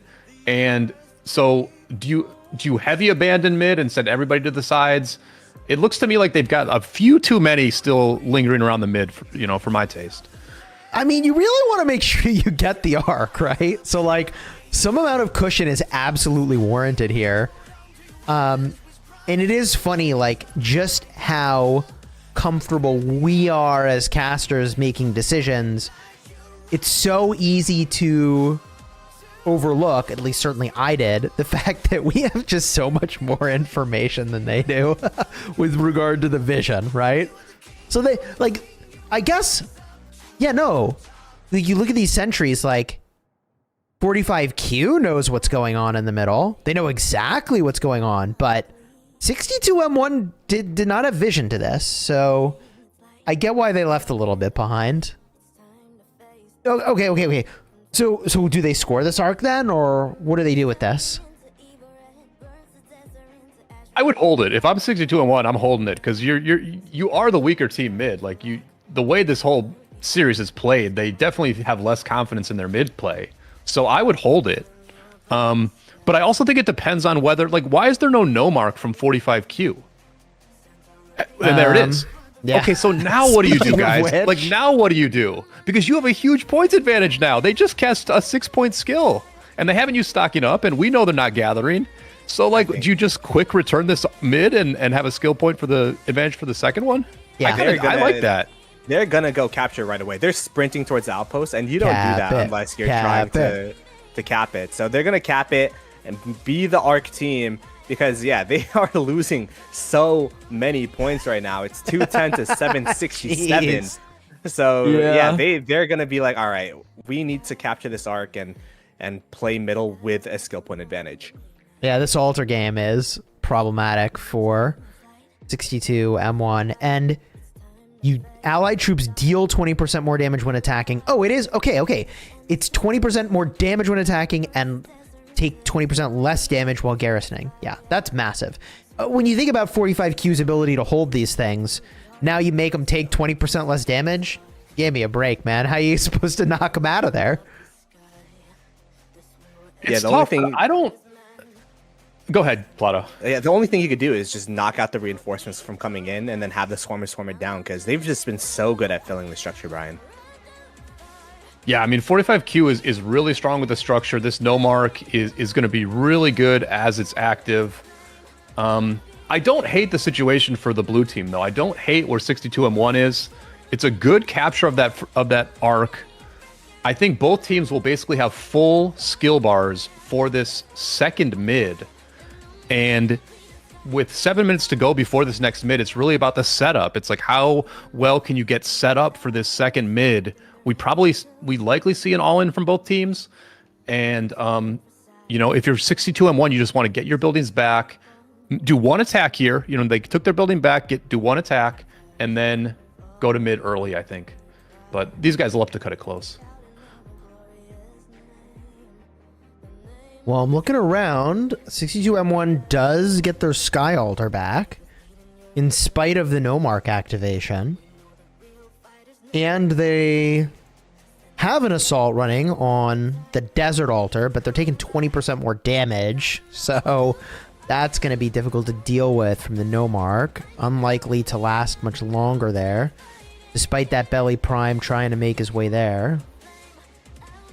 So 6 minutes till Ark is kind of where we're at. And just an average no mark from 45Q. They had some of the enemy's buildings, but they also lost their own Desert Altar there.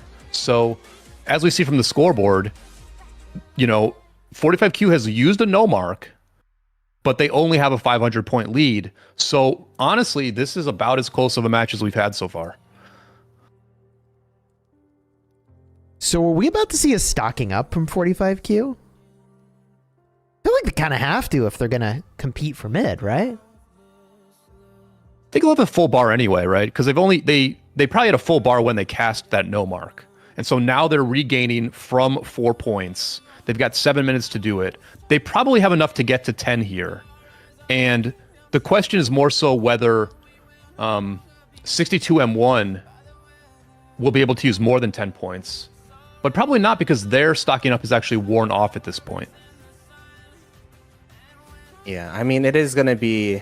I feel like they won't have a full bar of 45Q, because it's been 8 minutes, right, since the Ark fight. They used 6 points worth of skill with no mark. Maybe it'll be an 8-point middle for them, but I don't know. It's really interesting, because this is the first time we've seen 62M1 actually dictate the pace of the game. I feel like this is the first time we've seen 45Q versus 62M1, and 62M1 actually feel like they're responding really well to the punches 45Q has put out. Outside of the Desert Storm being used outside of their obelisk, which was a response, but there you go. 45Q is going to be using stocking up. That is why they're super comfortable with rotating for this secondary mid fight. And it would be really interesting to see if 62M1's like, oh, okay, you're going to go using stocking up, you're going to go for a mid fight. What if we just, do the same thing and use no mark and take your structures at this point? Well, there it is. There's the stocking up.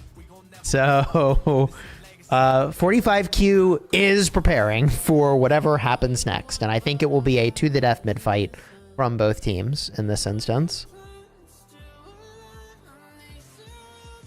Yeah, interesting that 62M1 did not use stocking up again. I feel like it's off cooldown at this point, because they should have a ton of points too, right? 62M1 didn't have to use any points for that second mid.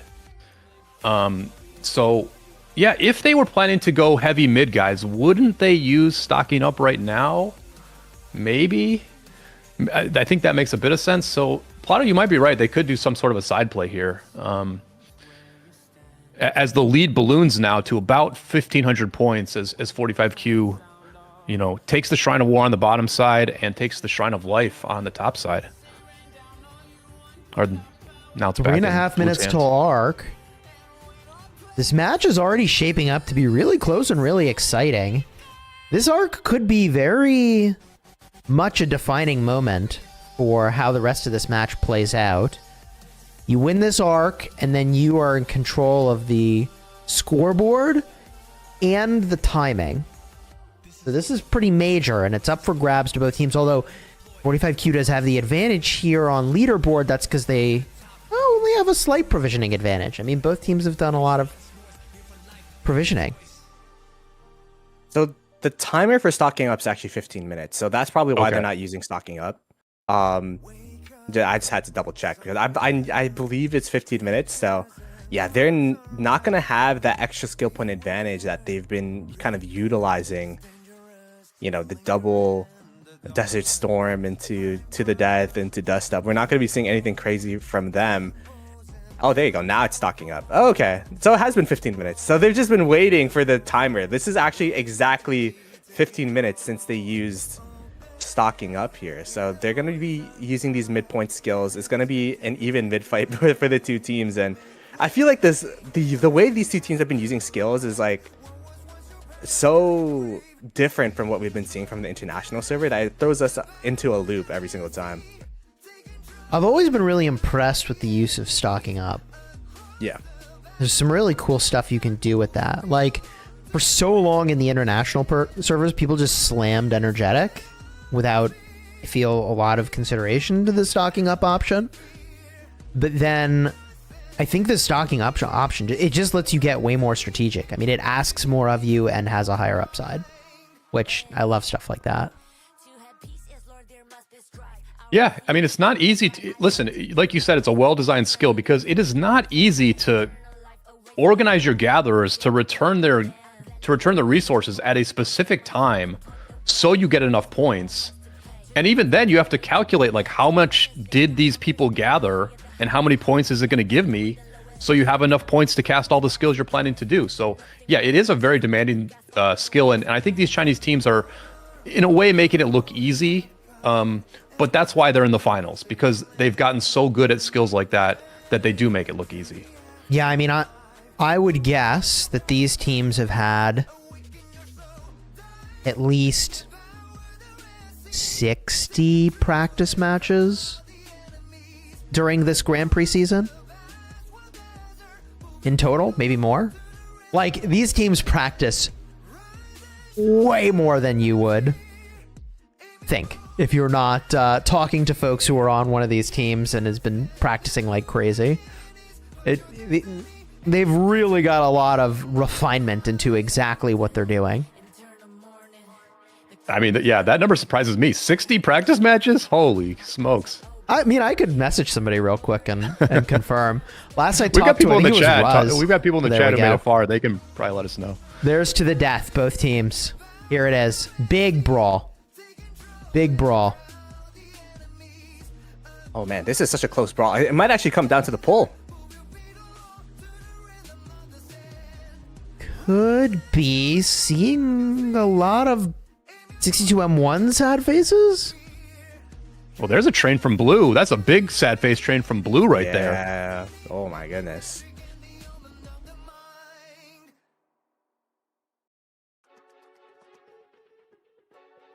Very close match. To the Death and Desert Storm versus To the Death and Dust Up.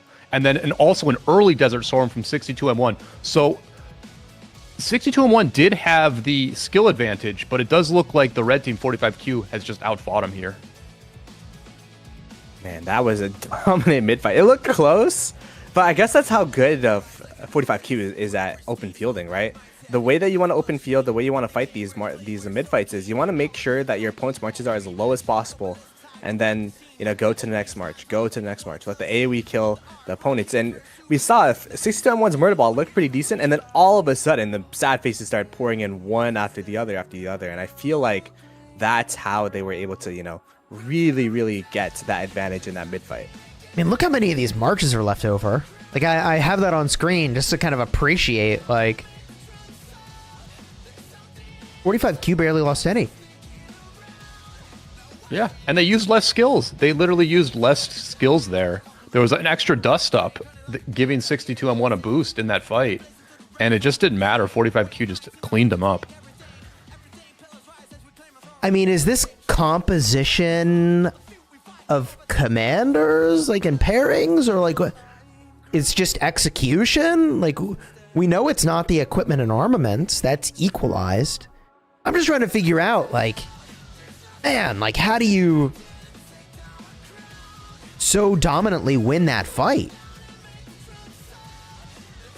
It has to be a mix of both. It has to be a mix of execution and some special sauce that they have in their marches. Because, as you said, these are even accounts. You can't say, you know, Osiris League where it's like, oh, you know, they might have an account mismatch. No, these accounts are exactly the same, all max commanders, exact same armaments and equipment. So 45Q, they have something in their playbook where either their players are just really good at mid fights and open field fighting, and also they probably have some march compositions here that outpace and outmatch 62M1.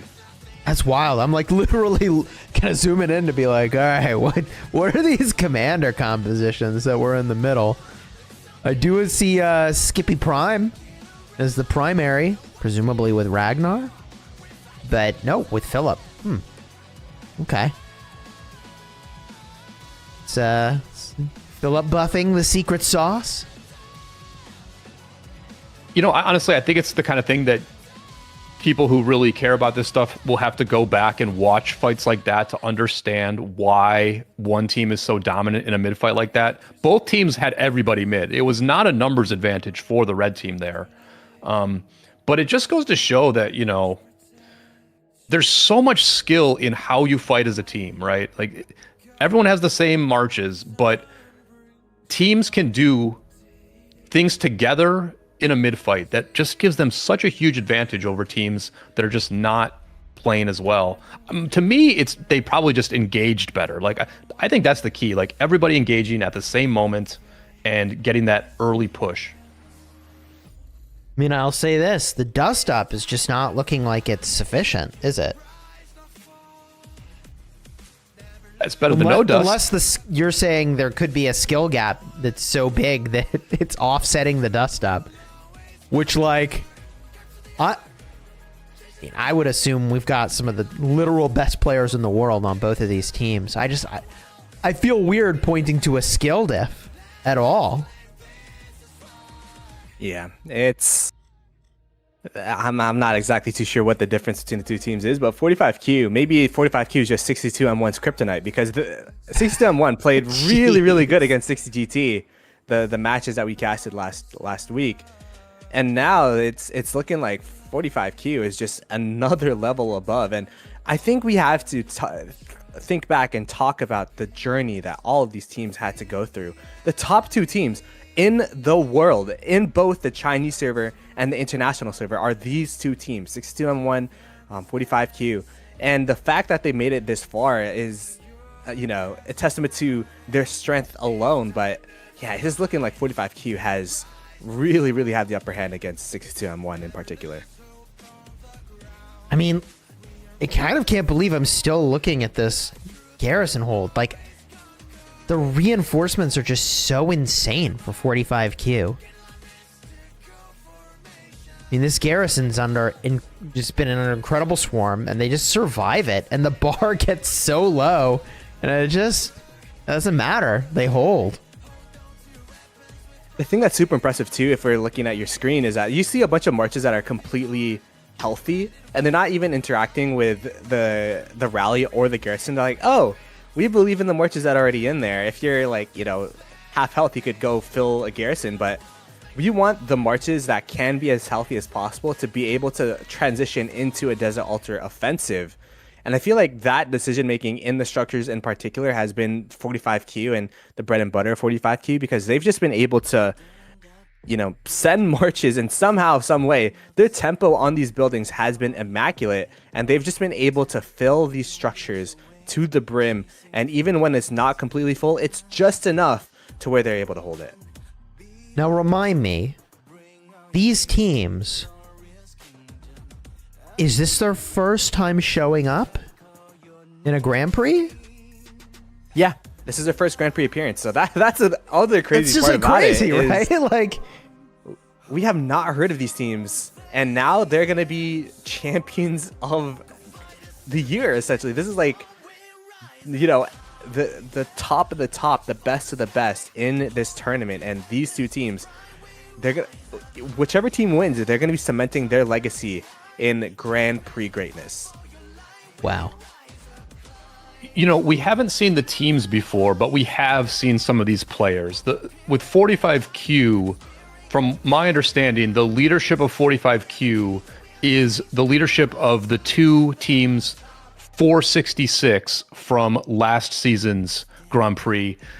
If you remember, there was a 466S and a 466W, and it was actually the second team, the B team, that pulled some upsets and finished second overall in the entire Grand Prix. So, the players from those teams have now transitioned to 45Q. So different name, but some very familiar faces. And, obviously the people running the 45Q team are just very experienced and very skilled at Ark. They didn't come out of the clear blue sky at all. Okay. That makes a little more sense when it's like, this team comes out of nowhere. It's just, both of these teams are so impressive. It's honestly quite remarkable. But 45Q has got this lead, And they may run this whole tournament completely undefeated. Because, I mean, there haven't been any 2 out of 3 matches. Like, they haven't lost a single match to anyone, have they? Nope. At any point in the tournament, no losses at all. Nothing. No, and the one team that had the reputation of being able to compete with 45Q in the mid, Beer, when 45Q fought against Beer, 45Q pulled an incredible double obelisk steal at the start of the match, and then they never even had to deal with Beer's mid skills. Then Beer got sent to the lower bracket where there's just potholes and, dangers aplenty, and they were not able to survive that. So even against the one team that could potentially compete with these guys straight up, they just figured out a way to completely neutralize that threat. They've really played like the chip leader of a poker tournament who has these just inherent advantages that if you just make good decisions every step of the way, those advantages are enough for you to have a really safe, relaxing, resort-style ride to the finish line. Man, I don't know what to say to that. Well, listen, there's always rivers. There's always rivers that can upset things, and hopefully 62-1 can figure out something here in the final 25 minutes to screw up the chip leader. You're right. So let's talk about that. So if you're 62-1, what do you do here? What's the game plan? I think you have to be looking at that third arc. This is going to be a 3 arc game. But the thing is, we haven't seen them be successful in capturing any arcs in a straight up mid fight against, except for when they had a really, really big points advantage in that first game. But outside of that, it's been really dominant from 45Q in a straight up mid arc fight. Even when 62-1 is slightly advantaged in terms of points in the first arc, in the second arc fight that we saw here, it has been just 45Q favored. But what we have seen from 62-1 is that they are really proficient at stealing arcs with the master strategies. Perhaps they try to go buildings and then, if they have sneaky tactics on their bar, sneaky tactics, master strategies, arc out an arc, or I don't know, because it's tough to really plan out and know how to, game plan against an opponent when you've consistently over and over and over again just been losing mid fights against them. Yeah, I mean, that's the tough part, right? Is just that they're so disadvantaged mid that it really affects the way they play overall, because, they have not cast no mark in this match. 62-1 has not cast no mark. Yeah. And the question is, why are they not cast? And this is a team that generates more skill points than any other team we've ever seen, right? So why are they not casting no mark right now? I think it's just because... Go ahead, Chiz. Well, they have their strategic reasons why they haven't done it. But the issue is that you really need to create a situation where it does make sense to do it. That's the problem. So, they know better than I would as to when they should or shouldn't cast it. But the issue is that if we get to the finish line and they've only had one no mark, that could end up being really, really costly. And it feels like with only 23 minutes left, we are on a crash course for that one no mark situation for them, which is a pretty costly amount of points. It really is. And the issue is, if they cast no mark right now, for example, where stocking up is not active for them, then 45Q can just return the arc. They can just instantly return the arc, and they will then very likely have a skill point advantage for the third arc, which is just a death sentence for M1, because they can't win an arc even when they have the skill point advantage, much less when they're behind on that. So it's just very tough for them to use no mark, and it all stems from the fact that they are not as good mid as 45Q is.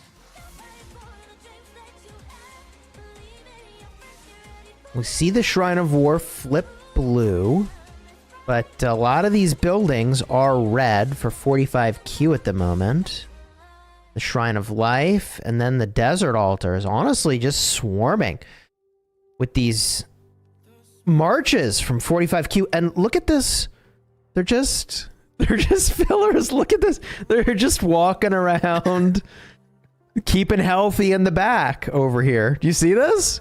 Yeah, that's what I'm talking about, Chisco, is at 45Q, they're able to fill the structure for so long to the point where the murder ball refreshes, and now they're back up to the desert altar soon, and now the attack is going to be thwarted by 45Q, 62 M1. Like This desert altar has been painted red. It's not even a vacation home anymore. They're paying. This is their second house right here. They're very comfortable in this desert altar, even though people keep knocking at the door over and over and over again. They're like, all right, it's fine. We're just gonna continue sending some reinforcements in here.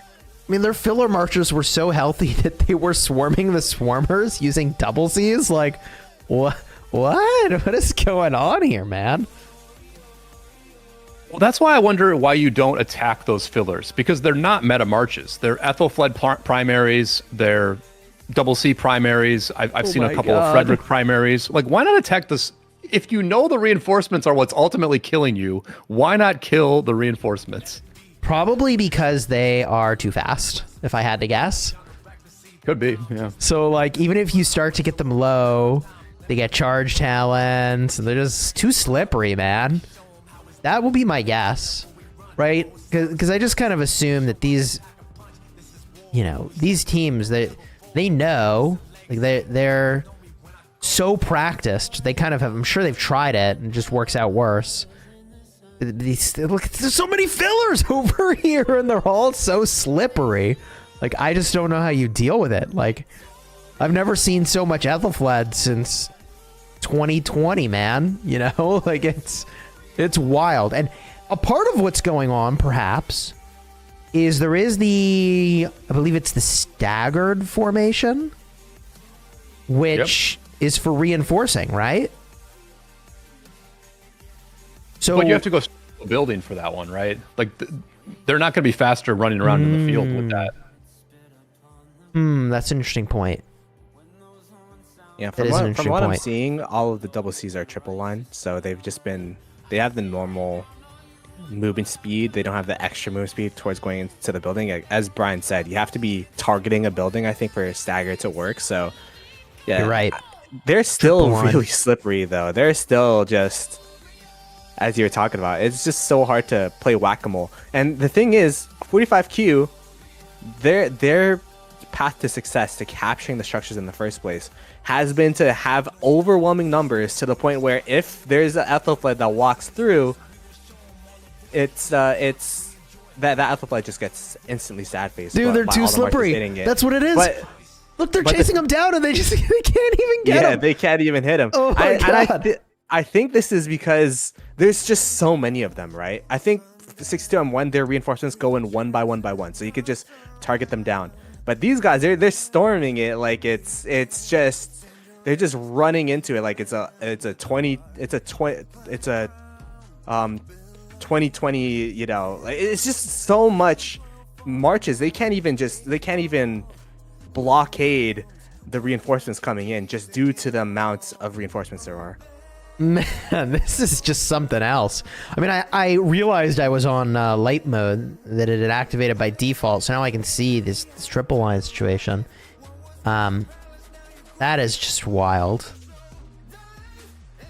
Yeah, and look, there's a lot of people watching this who are, I'm sure big fans of Ark of Osiris, who play Ark of Osiris every couple of weeks with their alliance.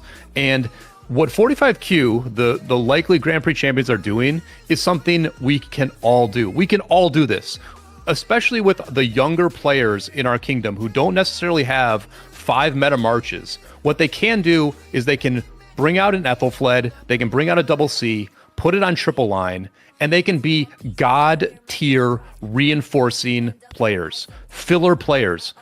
It's not the sexiest role in Ark, but as someone who has organized Arks for many years, let me tell you, a great filler is just as important as a great open field player. It just stabilizes your entire team and makes things go more smoothly.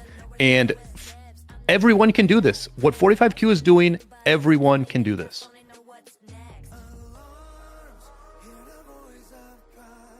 I bet it's fun to be a filler too in this situation. You're just laughing as all of the open field marches are just sprinting around or trying to catch you. It's got to be pretty rewarding to, be that impactful player as a filler. And as you said, it's not the best. It's not the most. It's not a role that stands out, but it's really, really important to make sure that you have these structures completely filled and to be cognizant. I think that's the thing that's tough about being a filler, is that you have to micro your marches really, really well. And we could see that they go into that structure right at the exact right time, but they have 4 other marches doing other things in the rest of the map. They're just, omnipresent with their marches, making sure everything's doing something, and making sure that there's always going to be action on the map. And I feel like that's been the reason why 45Q has been so favored. That's wild. Just watching these garrisons flip around. We've got not even 5 minutes until Ark spawn here. And the point lead is just opened up so much for 45Q. They're up by 7,600 points. Yeah. Pretty healthy margin. When you're up in Ark score, occupation, and provisions, then you're gonna be up by quite a bit. And they're leading in all the categories right now, Chisco. Yeah, and both teams have stocking up activated right now. Neither team has used Time Warp. And so what we're likely to see here on this third Ark is a barrage of skills from both teams. They're going to have the skill points to cast, and they're going to have the skills available. So we could see a double Desert Storm from both teams. We could see a double Dust Up, even from a double Desert Storm and double Dust Up from both teams. And then we're likely going to see a Time Warp plus a To the Death on both sides. I expect we'll see a lot of skills get cast here in about 3 minutes. This is going to be a big brawl. And it's, man, I mean, 45Q, the energy in their voice chat has got to be electric. I mean, you're looking at this leaderboard, you're undefeated, you're about to be the Grand Prix champion with this win, right? They get this win and that's it. Like they win the whole thing, right? Absolutely. And they're up by over 7,000 points. That has got to be an incredible feeling going into this fight. Is even if they lose this mid fight with how the point advantage, I feel like they're even gonna win regardless. This Ark is gonna be worth 4K, and that's gonna half their lead if 62M1 capture it. So it's gonna be, I mean, I don't know what the game plan is for 62M1, but they are just gonna go for this Ark for pride's sake. Yeah, there's not enough time for enough arcs for them to do what they need to do. Yeah, more than likely that's true. But if you have any chance, I mean, listen, 45Q is 1 game away from winning this thing. 62M1 is 1 game away from being out of this tournament after having a really great run. So they're going to try and win this third Ark. We've already seen them prime the pump with a Desert Storm. And then at least you have a chance, right? At least you have a chance to return this Ark very, very quickly and potentially spawn a 4th Ark. So 62M1 locks in with Dust Up. I mean, they have the tools in their toolkit. They're using them.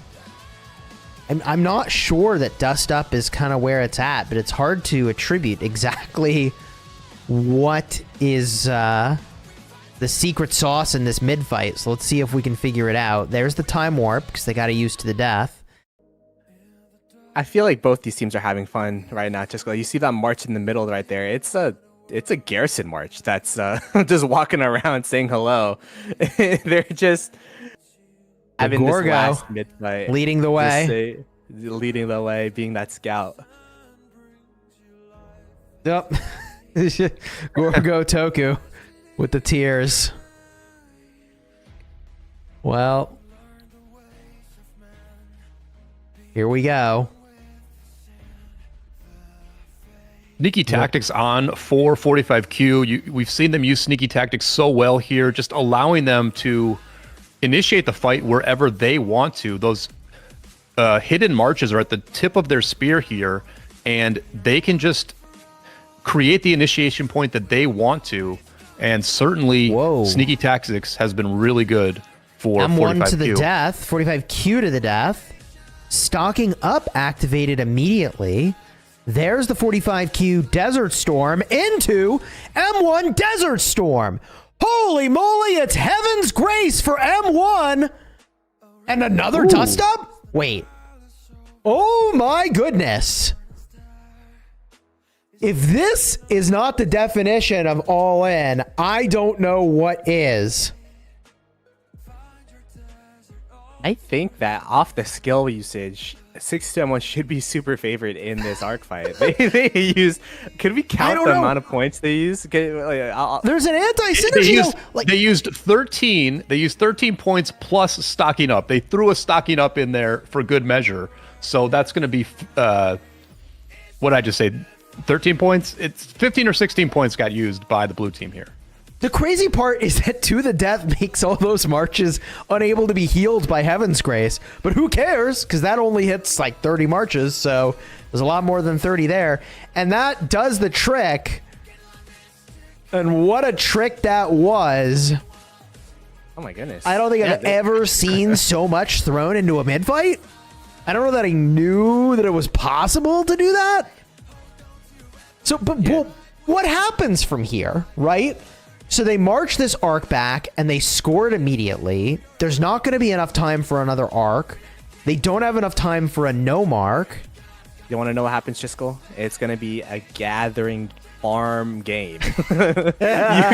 I'm seeing 45Q. They have like 20 plus marches out there just finding camels for finding caravans to farm out right now. Just looking for camels out in the desert. I count 1, 2, 3, 4, 5, 6, 7, 8, 9, 10, 11, 12, 13, 14, 15, 16, 17, 18 gatherers, 19, 20 gatherers from 45Q. And same thing for 62M. Both these teams know that it'll come down to the gatherers.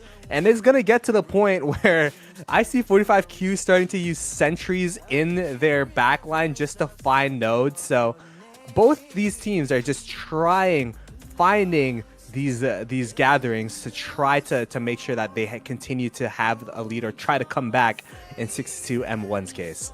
Wow, it's camel time, I guess. Here we go. Time to provision. Yeah, it's about a 1,700 point lead. Once they return this arc, it's going to be about a 1,700 point lead for 45Q. This will be the last arc, and you can certainly win some points by gathering, but also the buildings are going to be a big deal here. Where can you get flips with your limited amount of troops? I will say too, Brian, there is going to be a chance that they could use no mark again. Yeah, because they did use time warp. And the fact that there's no mark on 62M1's bar means that they were heavily going for mid fights. I expect to see a no mark within the next couple of minutes. Easy. Here. Yeah, for sure. 100%. I think they're going to no mark to the finish line. And it's like, what, 5 minutes or... Okay. Sure. There it is. No mark to the finish line. That's it. With that no mark, they lock in a lot of point gain. And it's going to be a lot easier to hold the buildings for them and attack other buildings. Yeah, especially when half the other team is busy gathering. Yeah, very well used no mark there for 45Q. Just always being a step ahead here. Incredible. What a game. The thing that's so interesting too is that this kind of mirrors the first game, where it's a close game. There's a no mark at the end of the game, and then all of a sudden 45Q take advantage. I mean, the steps to get here was very different, but the end result is looking like it's going to be the same, where this last no mark is just so good for 45Q to just pull out a victory at the end. There's a reason this team is undefeated, and let me tell you, 45Q is just looking so strong. You wonder what would have happened if 62M1 had busted out the Heaven's Grace sooner, right? What if we had seen Heaven's Grace in other matches against 45Q? Well, it's tough. It's tough to try to like win every mid fight against 45Q though. Yeah, I think if you're putting Heaven's Grace on the bar, like, it needs to feature in like more than one arc fight. You see what I mean? Like, and I don't even know if it's possible, but just spitballing here, it's kind of like, okay, so if we need that many skills deployed to beat them in a mid fight consistently, like, is there even a way to get that many points to deploy consistently? And if not, like, yeah, I don't know. The leaderboard is close for now, but still favoring 45Q. But like, when all these provisioners come back, and look at this point differential, 180 per minute to 962. Ouch. They have all 4 altars. Do they have all 4? Wait, no, 3. Okay, but that is just, whew. No mark. All hail the new Osiris Overlord skill. That thing is so good. Yeah, if you don't have no mark on your bar, it feels like you need to just win every single mid fight outright. Like, if you don't have no mark on your bar, you're just going to be losing too many points off of no mark alone. So it's tough to not run that skill, but at the same time, I felt like, I don't know, maybe they're just trying to go for this mid play. They saw the first game that they're losing the building game. They won the mid fight in that second game. So like, all right, let's just run it back, go full out for those mid fights. But 45Q in general has just been out fighting them in general, out fighting the building game, out fighting the mid game, out just trading them in terms of pressure, in terms of just winning the fights that they need to. I will point out as I look at the board that if 62M1 had won every arc, they would be winning. So the idea of like, we need a strategy where we get all the arcs, like I think it would lead to a winning outcome if you could do it. But, oh man.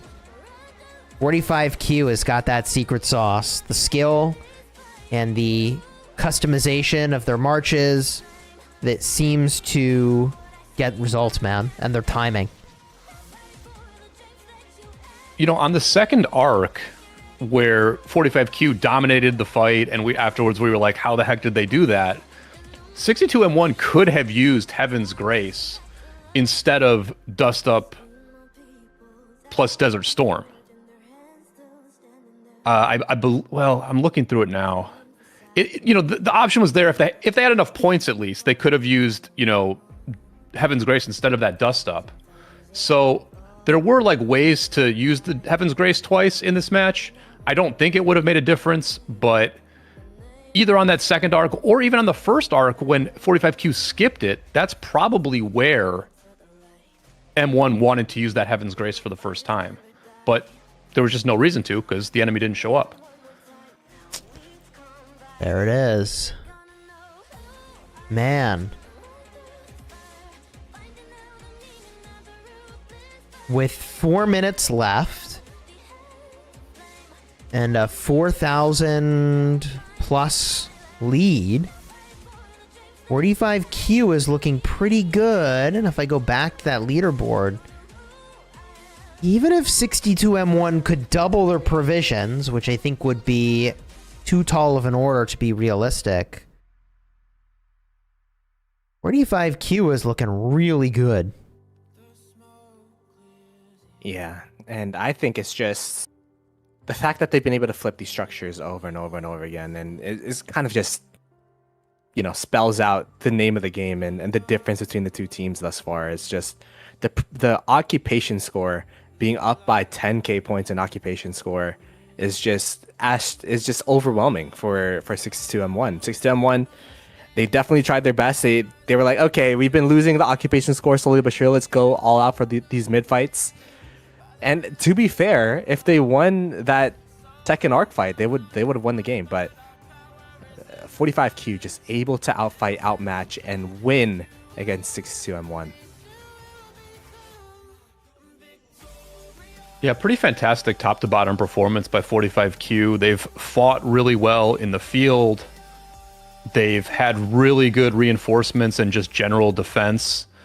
And then their skill casting has been great. And just the strategy of when to use skills, when to go mid. how to, give yourself an advantage in certain mid fights, and ultimately in this finals, how to use 4 no marks versus the 1 no mark of 62M1. When we look at the final points differentials in these games, most of the point differential is going to come from the points boost you get from using no mark way more than your opponent. So just a top to bottom performance by the new Grand Prix champions here in a minute. We'll know in the next 2 minutes who locks it in, and it will mark the end of the tournament at that point, which is wild because it's been such a long road to this moment. Yeah, So many teams, so much talent all over the world, and it all comes down to these final matches, which were so expertly played, but 45Q just a step ahead, leaving them undefeated for the whole tournament. It has been a crazy run from both these teams. For 62-1, they came from the qualifier stage in the Chinese server, so they had to qualify to even make it into the Grand Prix. The fact that they made it to the finals, the fact that they're able to knock out 60GT, the last international server team, and then go toe to toe against 45Q, which has been dominant. It's been 4 losses. 67-1, they only lost to 45Q. They've only lost to 45Q. And it's been 4 matches in a best of 3 series, 2 best of 3 series each. But what a great gameplay! What great gameplay! What a great season from these 2 teams. Mm-hmm. Yeah, it's been a fantastic Grand Prix, top to bottom. 62 made a game of these finals for sure. And also credit to a lot of international teams in the Grand Prix this year who really competed very well with the Chinese teams this season. This was a much closer season overall between all the teams. And that just made it very, very exciting all the way through. Well, here we are, 15 seconds left.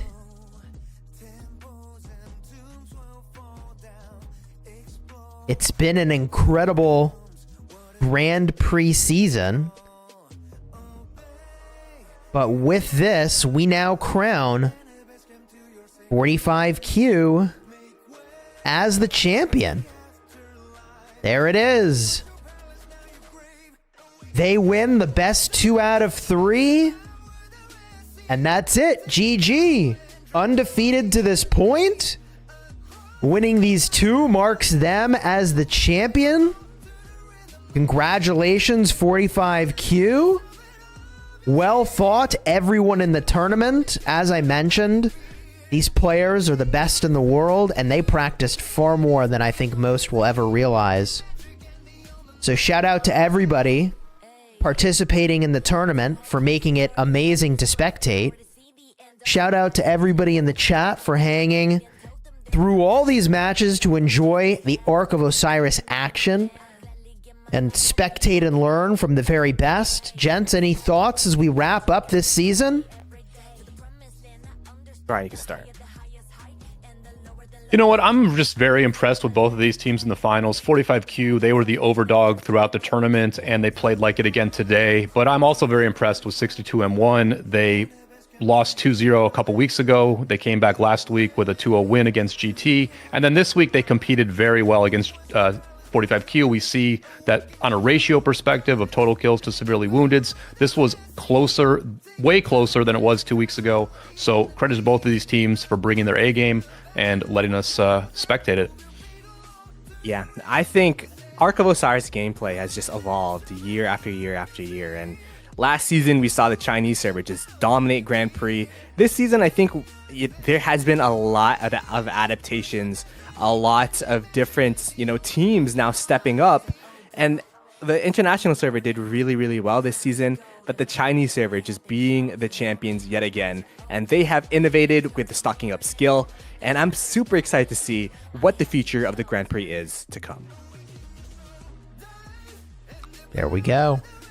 It's been an amazing season. Thank you all for joining us. Congratulations again to 45Q. And we'll be back sometime in the future. I don't know when exactly. For more Osiris gameplay, whether it's League or Grand Prix. We all really appreciate the opportunity to cast on the official Rise of Kingdoms channel. Hopefully you'll check out our own YouTube channels as well for videos and guides. And with that, I'll see you all hopefully to cast in a future season. Take care, everybody, and until then, you have fun smashing your enemies. Take care.